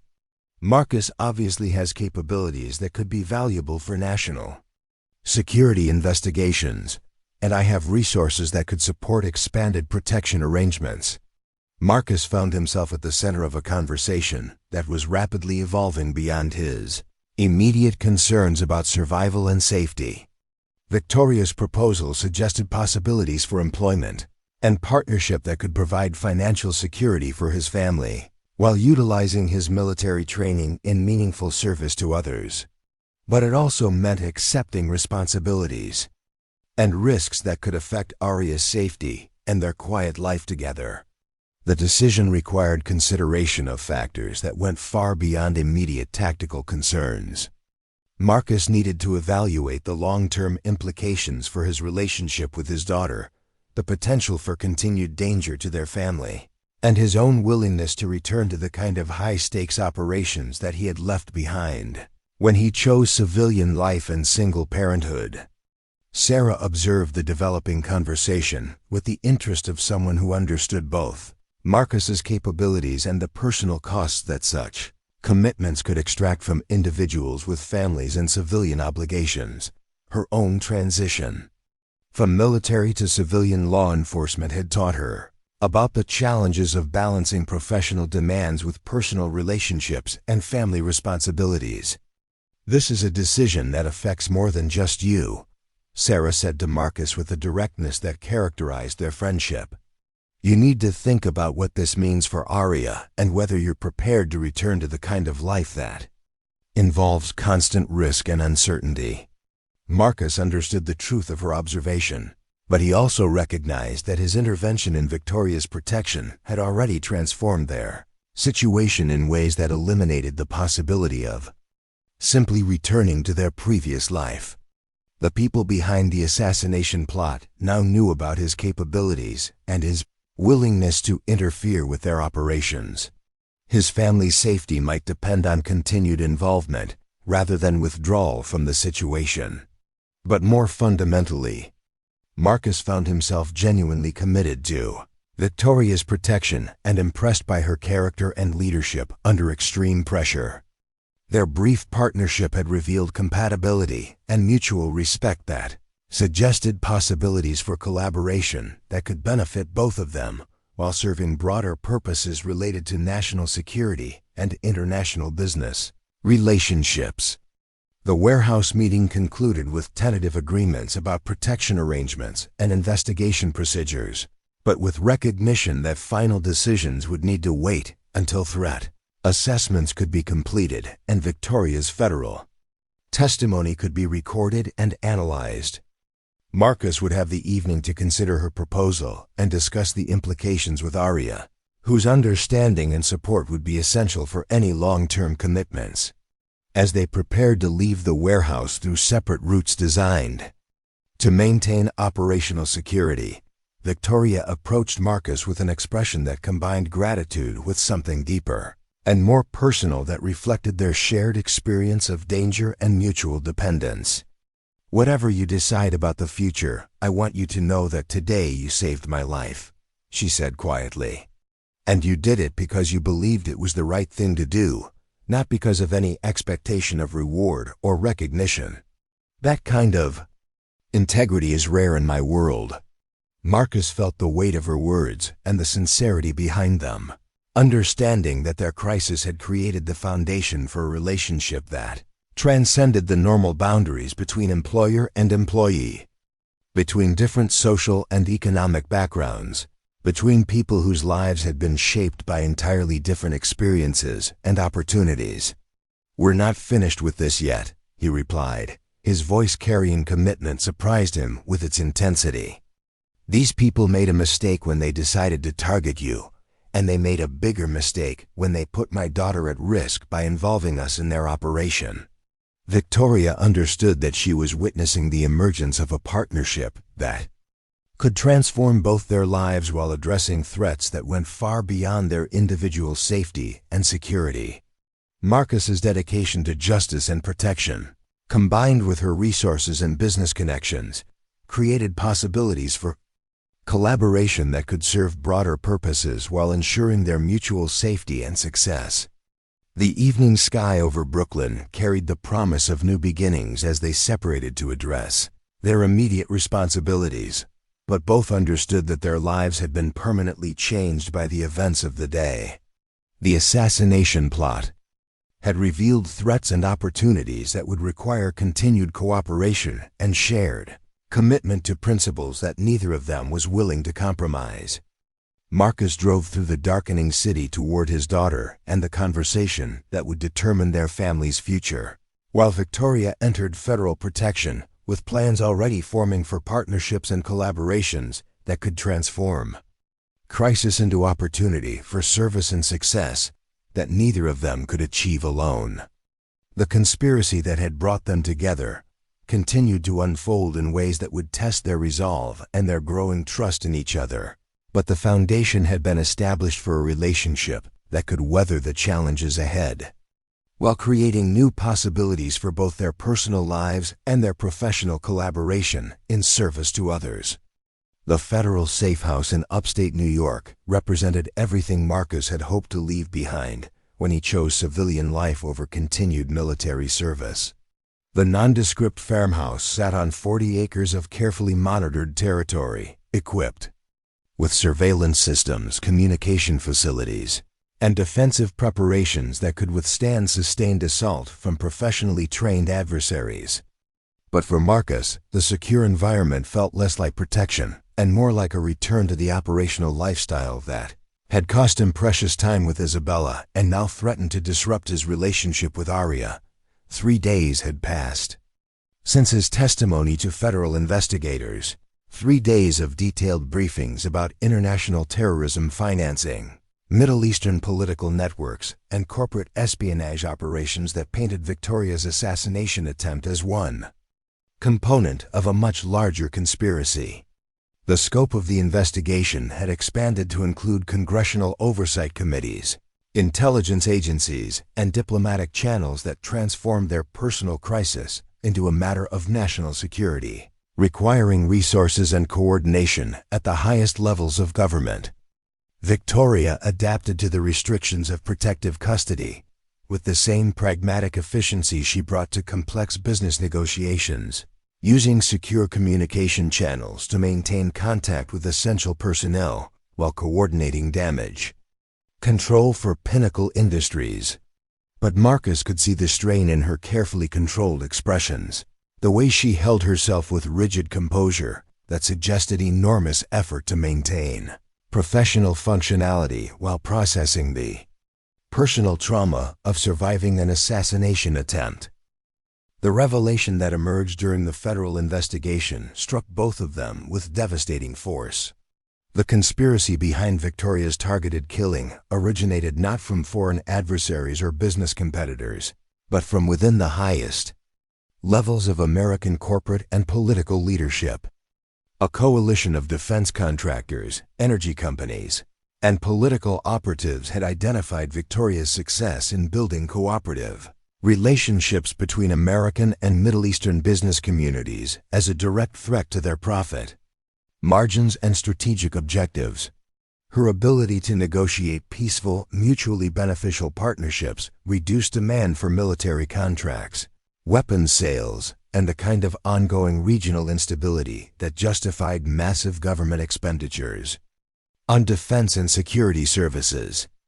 The hundreds of millions of dollars in legitimate business relationships she had facilitated represented lost opportunities for companies whose business models depended on conflict, mistrust, and the perpetual crisis that kept military budgets expanding and weapons systems in constant demand.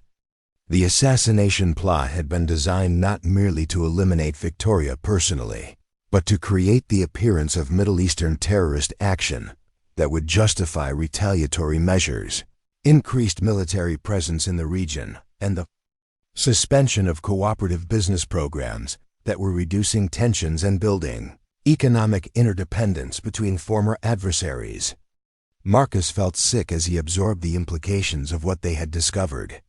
The people who had targeted Victoria for elimination were the same individuals and organizations that claimed to be protecting American interests while actually profiting from perpetual warfare and international instability.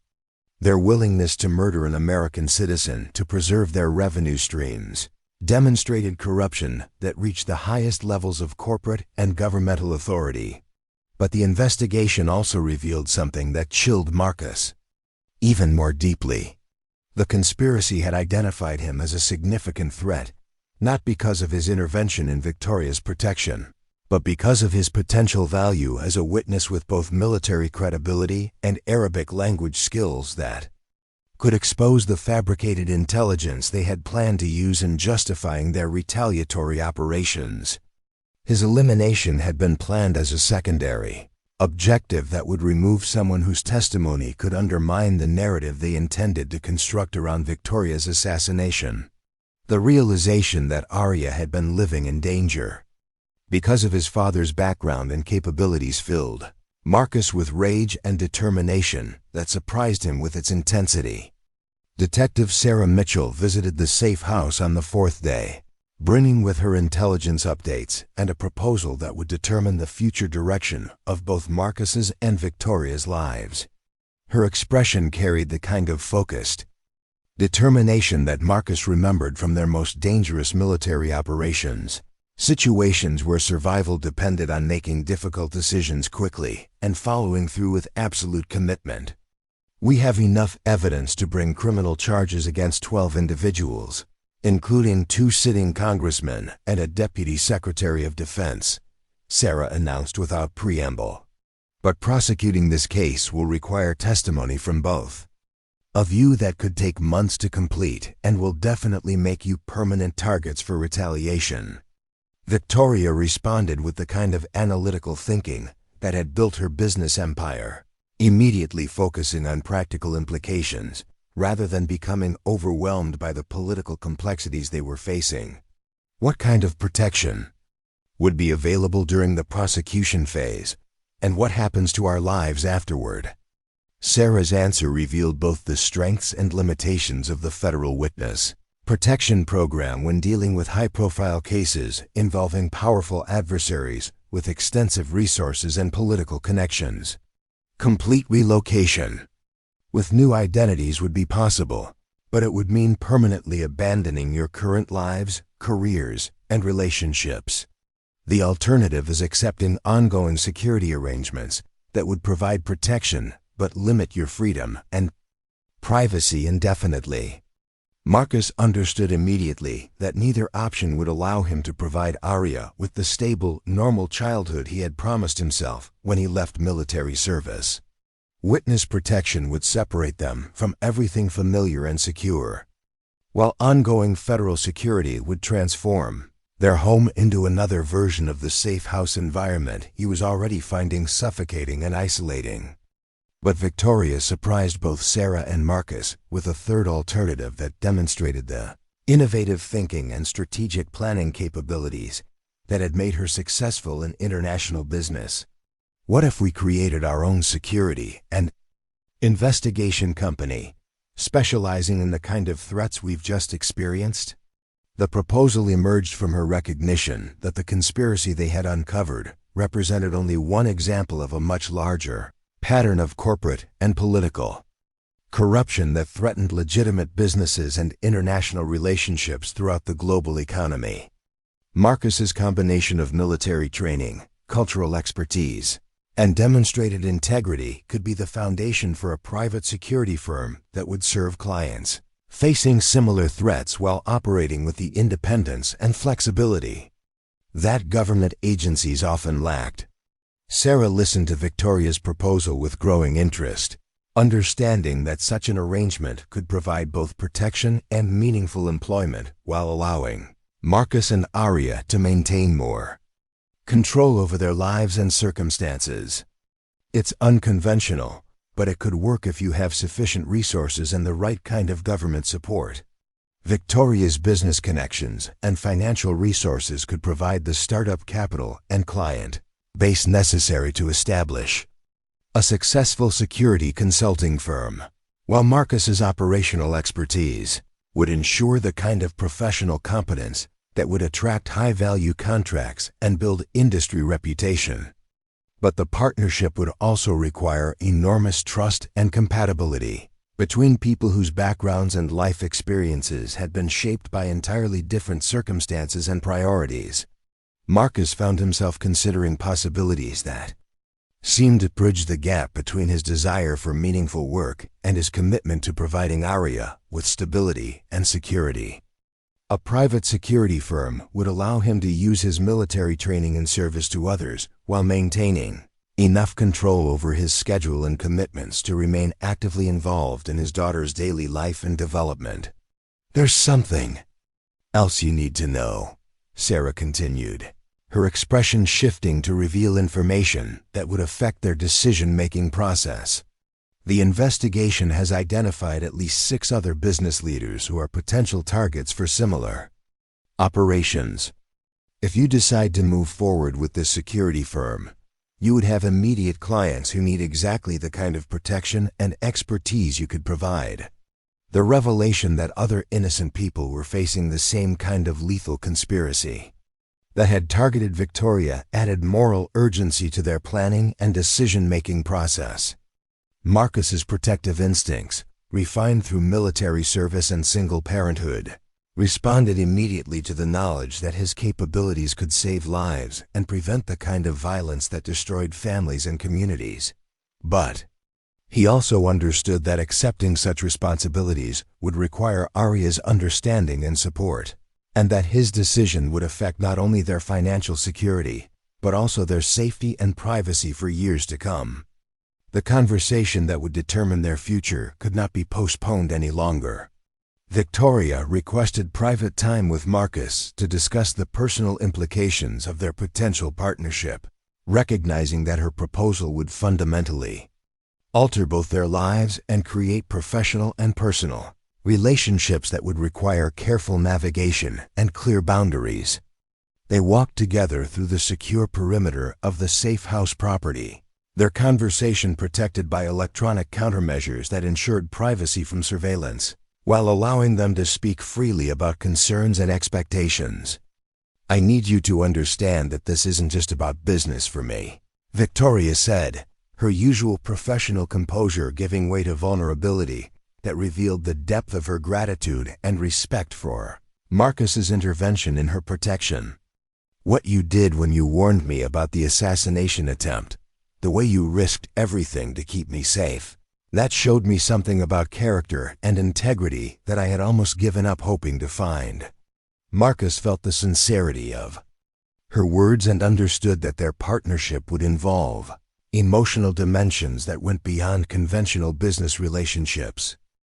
But he also recognized the importance of maintaining appropriate boundaries and realistic expectations about what their collaboration could and should include. "Victoria, I appreciate your confidence in me, but you need to understand that Aria comes first in every decision I make," he replied with the directness that characterized his approach to important conversations.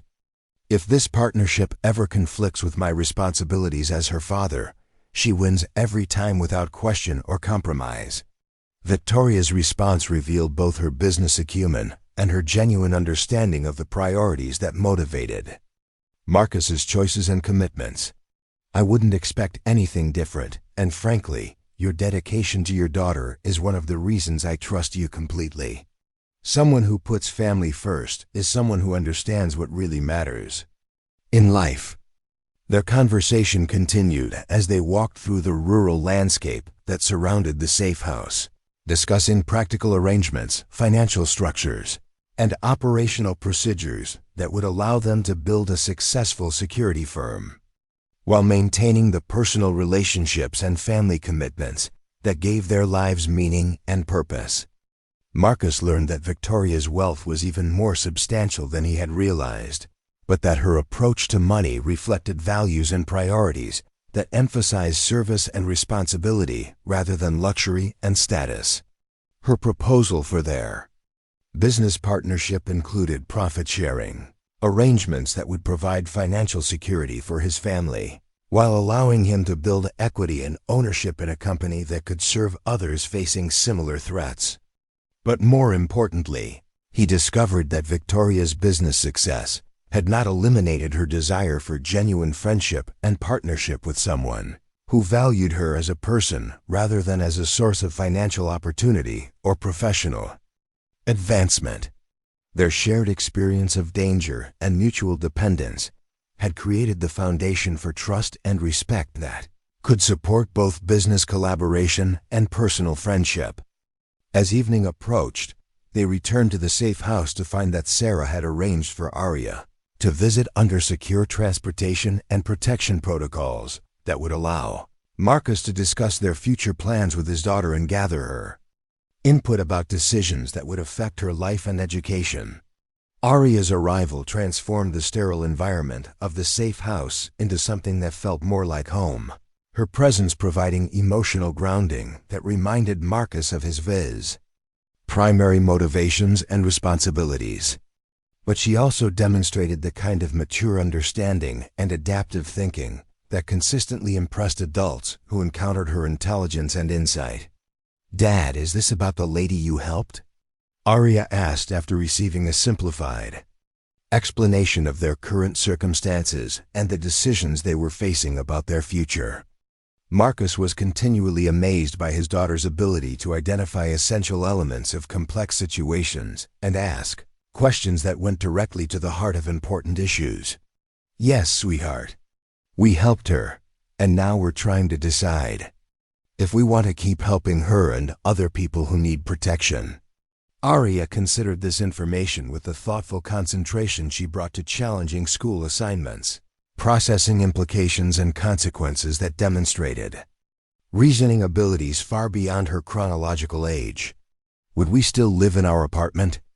The question revealed practical concerns that adults often overlooked when making major life decisions, but that could significantly affect a child's sense of security and continuity. Marcus appreciated her focus on concrete details that would determine her daily experience and emotional well-being. "We would probably need to move to a different place that's safer and has better security," Marcus replied honestly. "But we would make sure it feels like home and that you have everything you need for school and friends and activities." Aria's next question surprised both Marcus and Victoria with its insight into the personal dynamics that were developing between the adults. "Do you like her, Dad? Not just because you helped her, but because she's nice?" Marcus felt his face warm as he recognized that his daughter's intuitive understanding of people and relationships had identified emotional dimensions of his partnership with Victoria that he was still processing himself. But Aria's question also provided an opportunity to discuss the importance of character and values in choosing friends and partners. "I think she's a good person who tries to help others and do the right thing even when it's difficult," Marcus said carefully. "Those are the kinds of qualities that make someone a good friend and partner." Victoria listened to their conversation with growing appreciation for the relationship between Marcus and Aria, understanding that their bond represented exactly the kind of authentic love and mutual respect that had been missing from her own life for too many years. But she also recognized that earning Aria's acceptance and trust would be essential for any long-term partnership with Marcus. "Aria, would it be okay if I spent some time getting to know you better?" Victoria asked gently. "I think your dad and I could do important work together, but I want to make sure you're comfortable with me being part of your family's life." Aria studied Victoria with the kind of careful assessment that children use to evaluate adults who might become important figures in their lives. Her expression revealed intelligence and caution, but also curiosity about someone who had obviously earned her father's respect and protection. "What kind of work would you do together?" Aria asked, demonstrating the practical thinking that Marcus had taught her to apply to important decisions and life changes. Victoria explained their plans for the security consulting firm in language that was appropriate for a 7-year-old while conveying the essential mission of protecting innocent people from the kind of violence and threats they had recently experienced. Her explanation emphasized service to others and the use of Marcus's special skills to help families stay safe and secure. Aria's final question revealed both her maturity and her primary concerns about the changes that were being proposed for their family. Would Dad be in danger like he was when he was a soldier? The question forced both Marcus and Victoria to confront the reality that their proposed business would involve ongoing risks and uncertainties that could affect not only their own safety, but also Aria's security and emotional well-being. But it also provided an opportunity to discuss how proper planning, professional training, and careful procedures could minimize dangers while allowing them to serve others effectively. There would be some risks, but much less than military service because we would be helping people avoid dangerous situations rather than fighting in wars, Marcus explained. And we would always make sure that you are protected and safe, no matter what kind of work we're doing. Aria's acceptance of their plans came with conditions that demonstrated both her intelligence and her determination to maintain the close relationship she shared with her father. She wanted regular communication when Marcus was traveling for work, involvement in planning family activities and vacations, and assurance that their new life would include opportunities for her to continue her education and language studies. Victoria's response to Aria's requirements revealed both her understanding of family dynamics and her genuine commitment to supporting the relationship between father and daughter. She proposed arrangements that would allow Aria to participate in international educational programs, learn about different cultures through their business connections, and develop her linguistic talents through exposure to clients and partners from around the world. The evening concluded with tentative agreements about moving forward with their security consulting firm, pending final resolution of the federal investigation and the legal proceedings that would determine the fate of the conspiracy members who had targeted Victoria for assassination. But more importantly, it established the foundation for a partnership that could serve others while providing the kind of authentic relationships and meaningful work that both Marcus and Victoria had been seeking. As Sarah prepared to transport Aria back to her temporary care arrangements, the little girl surprised Victoria with a gesture that revealed both acceptance and the beginning of genuine affection. She hugged Victoria with the spontaneous warmth that children reserved for adults who had earned their trust and approval. "Thank you for keeping my dad safe too," Aria whispered, her words carrying recognition of the mutual protection and care that had characterized Marcus and Victoria's partnership from its dangerous beginning. Victoria felt tears in her eyes as she understood that she had found not only a business partner and protector, but also the possibility of becoming part of a family that valued love, integrity, and service to others above wealth, status, or personal advantage. The assassination plot that had threatened to destroy her life had instead led her to discover relationships and opportunities that could transform her future in ways she had never imagined possible.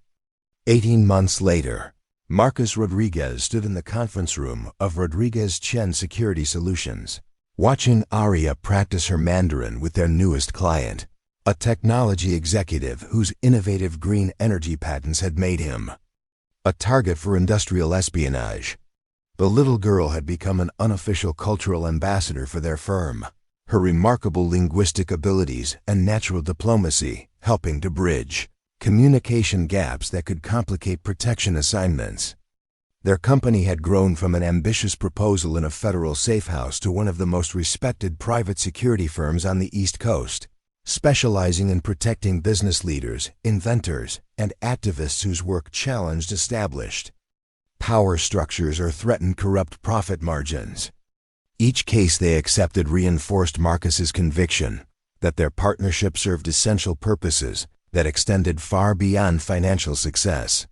Victoria entered the conference room carrying files for their afternoon strategy session, her professional attire now complemented by a small silver pendant that Aria had given her for Christmas, a simple heart that symbolized the family bonds that had developed alongside their business relationship. The transformation in Victoria's demeanor over the past year reflected not just professional satisfaction, but genuine happiness that came from belonging to people who valued her character above her wealth. "The Peterson case is moving to resolution," Victoria announced, settling into her chair with the efficient grace that characterized her approach to business operations. "The industrial espionage ring has been dismantled, and the technology patents are secure." Another successful protection assignment. Marcus reviewed the case files with satisfaction that went beyond professional accomplishment. They had prevented the theft of revolutionary battery technology that could accelerate the transition to renewable energy, protecting innovations that would benefit millions of people while serving the broader public interest. Their work consistently attracted clients whose success would make the world safer, cleaner, and more prosperous for everyone. "Speaking of success stories," Victoria continued, her expression revealing excitement about information she was eager to share, "I just received confirmation that the Yamamoto Pharmaceutical Protection contract has been approved. They want us to provide security during the final trials of their new cancer treatment." The assignment represented exactly the kind of meaningful work that made their partnership personally fulfilling as well as financially rewarding. Dr. Yamamoto's research promised breakthrough treatments for childhood leukemia, but his innovations had also made him a target for competitors whose existing treatments generated billions in revenue from prolonged patient dependency rather than actual cures.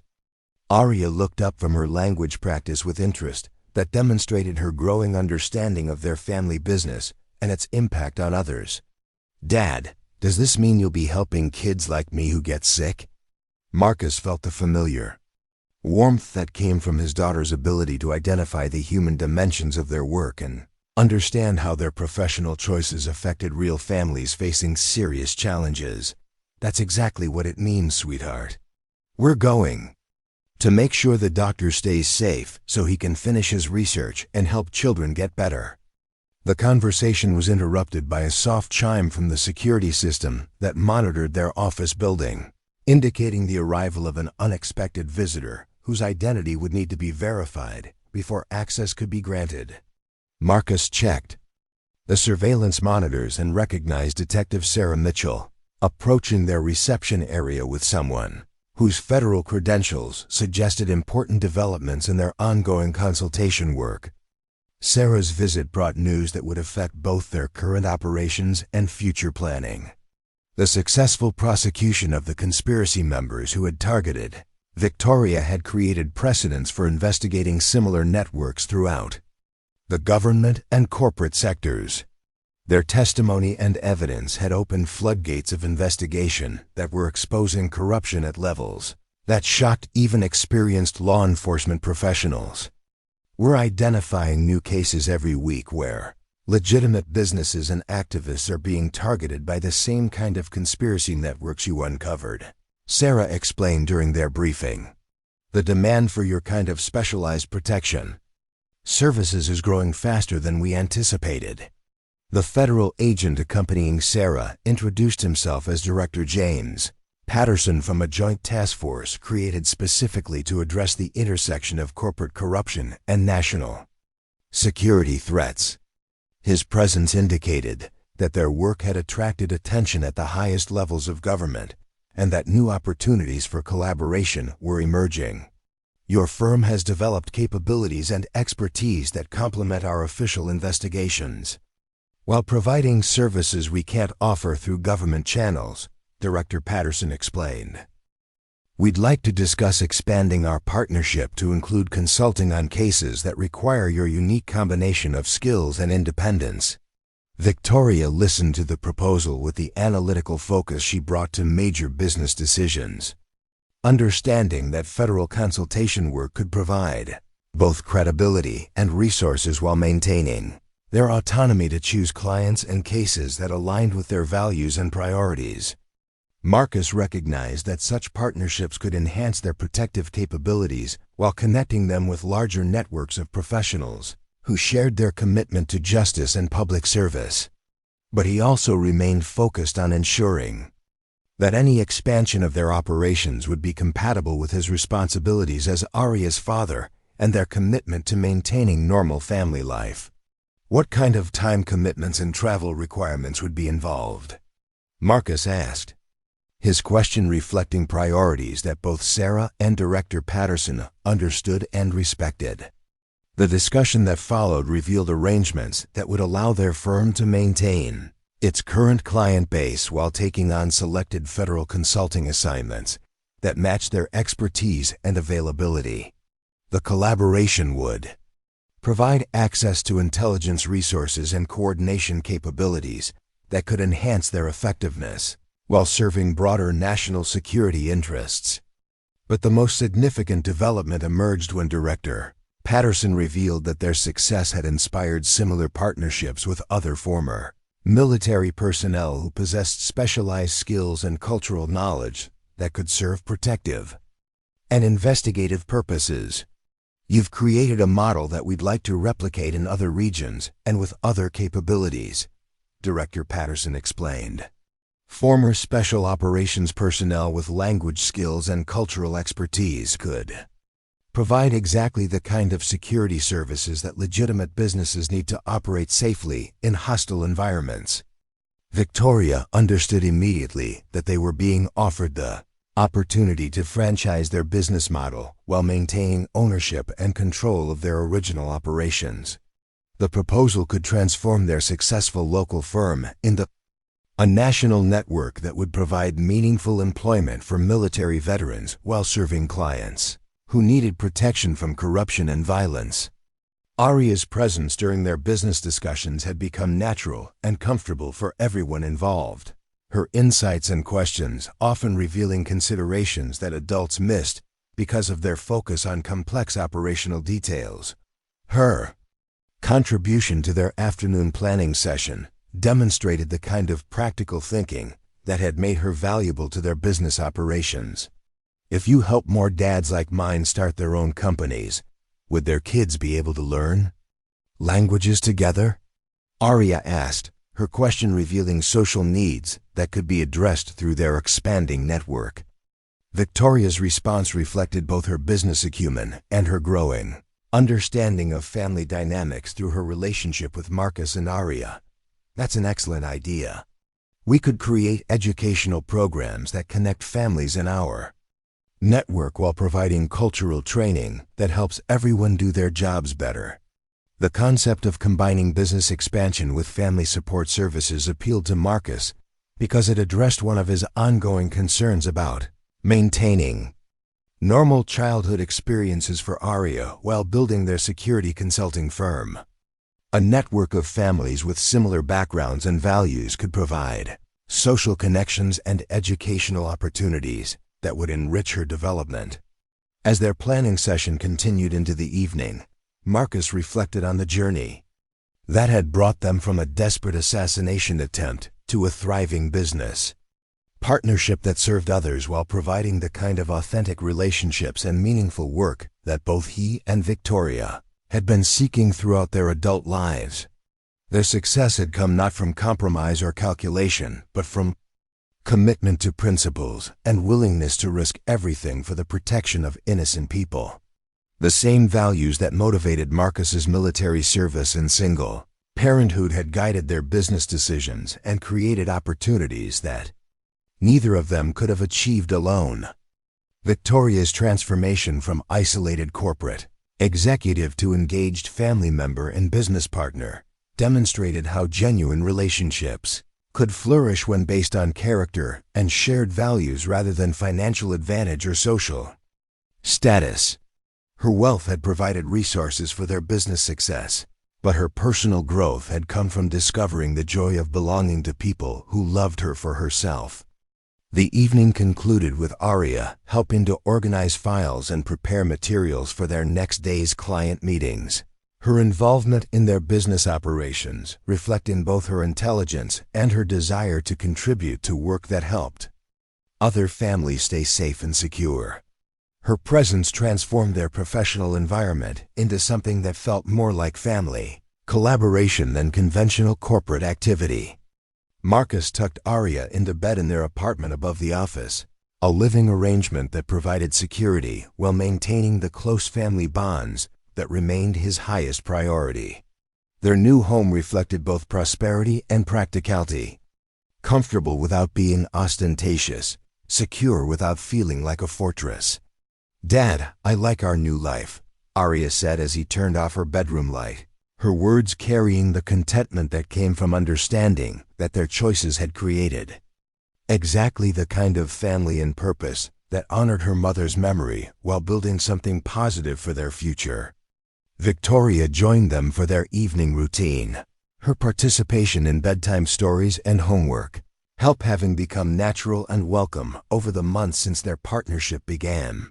Her presence completed their family circle without disrupting the special relationship between father and daughter that remained the foundation of Marcus's identity and purpose. As they settled in their living room after Aria had fallen asleep, Marcus and Victoria reflected on achievements that went far beyond business success to include personal growth, authentic relationships, and meaningful service to others who needed protection and support. "When I think about where we started and where we are now, it feels like we've built something that's bigger than either of us could have created alone," Victoria said, her voice carrying gratitude and amazement at the transformation in her life and circumstances. Marcus understood that their partnership had provided both of them with exactly what they had been missing without realizing it. For him, work that utilized his skills while allowing him to remain present for Aria's childhood and development. For Victoria, relationships based on love and respect rather than financial advantage or social positioning. Their business would continue growing and evolving, serving new clients and addressing emerging threats while maintaining the values and priorities that had guided their initial partnership. But their personal success came from discovering that they could build something together that honored their individual responsibilities while creating opportunities for service and connection that enriched all their lives. The assassination plot that had brought them together had been defeated not just through tactical skill or investigative persistence, but through their willingness to trust each other completely and commit to protecting what mattered most regardless of personal cost or professional risk. As they prepared for another day of meaningful work protecting others who faced similar threats, Marcus and Victoria understood that they had found exactly the kind of partnership and purpose that could sustain them through whatever challenges the future might bring, while providing Aria with the kind of family and values that would guide her own choices and contributions throughout her life. Up next, you've got 2 more standout stories right on your screen. If this one hit the mark, you won't want to pass these up. Just click and check them out.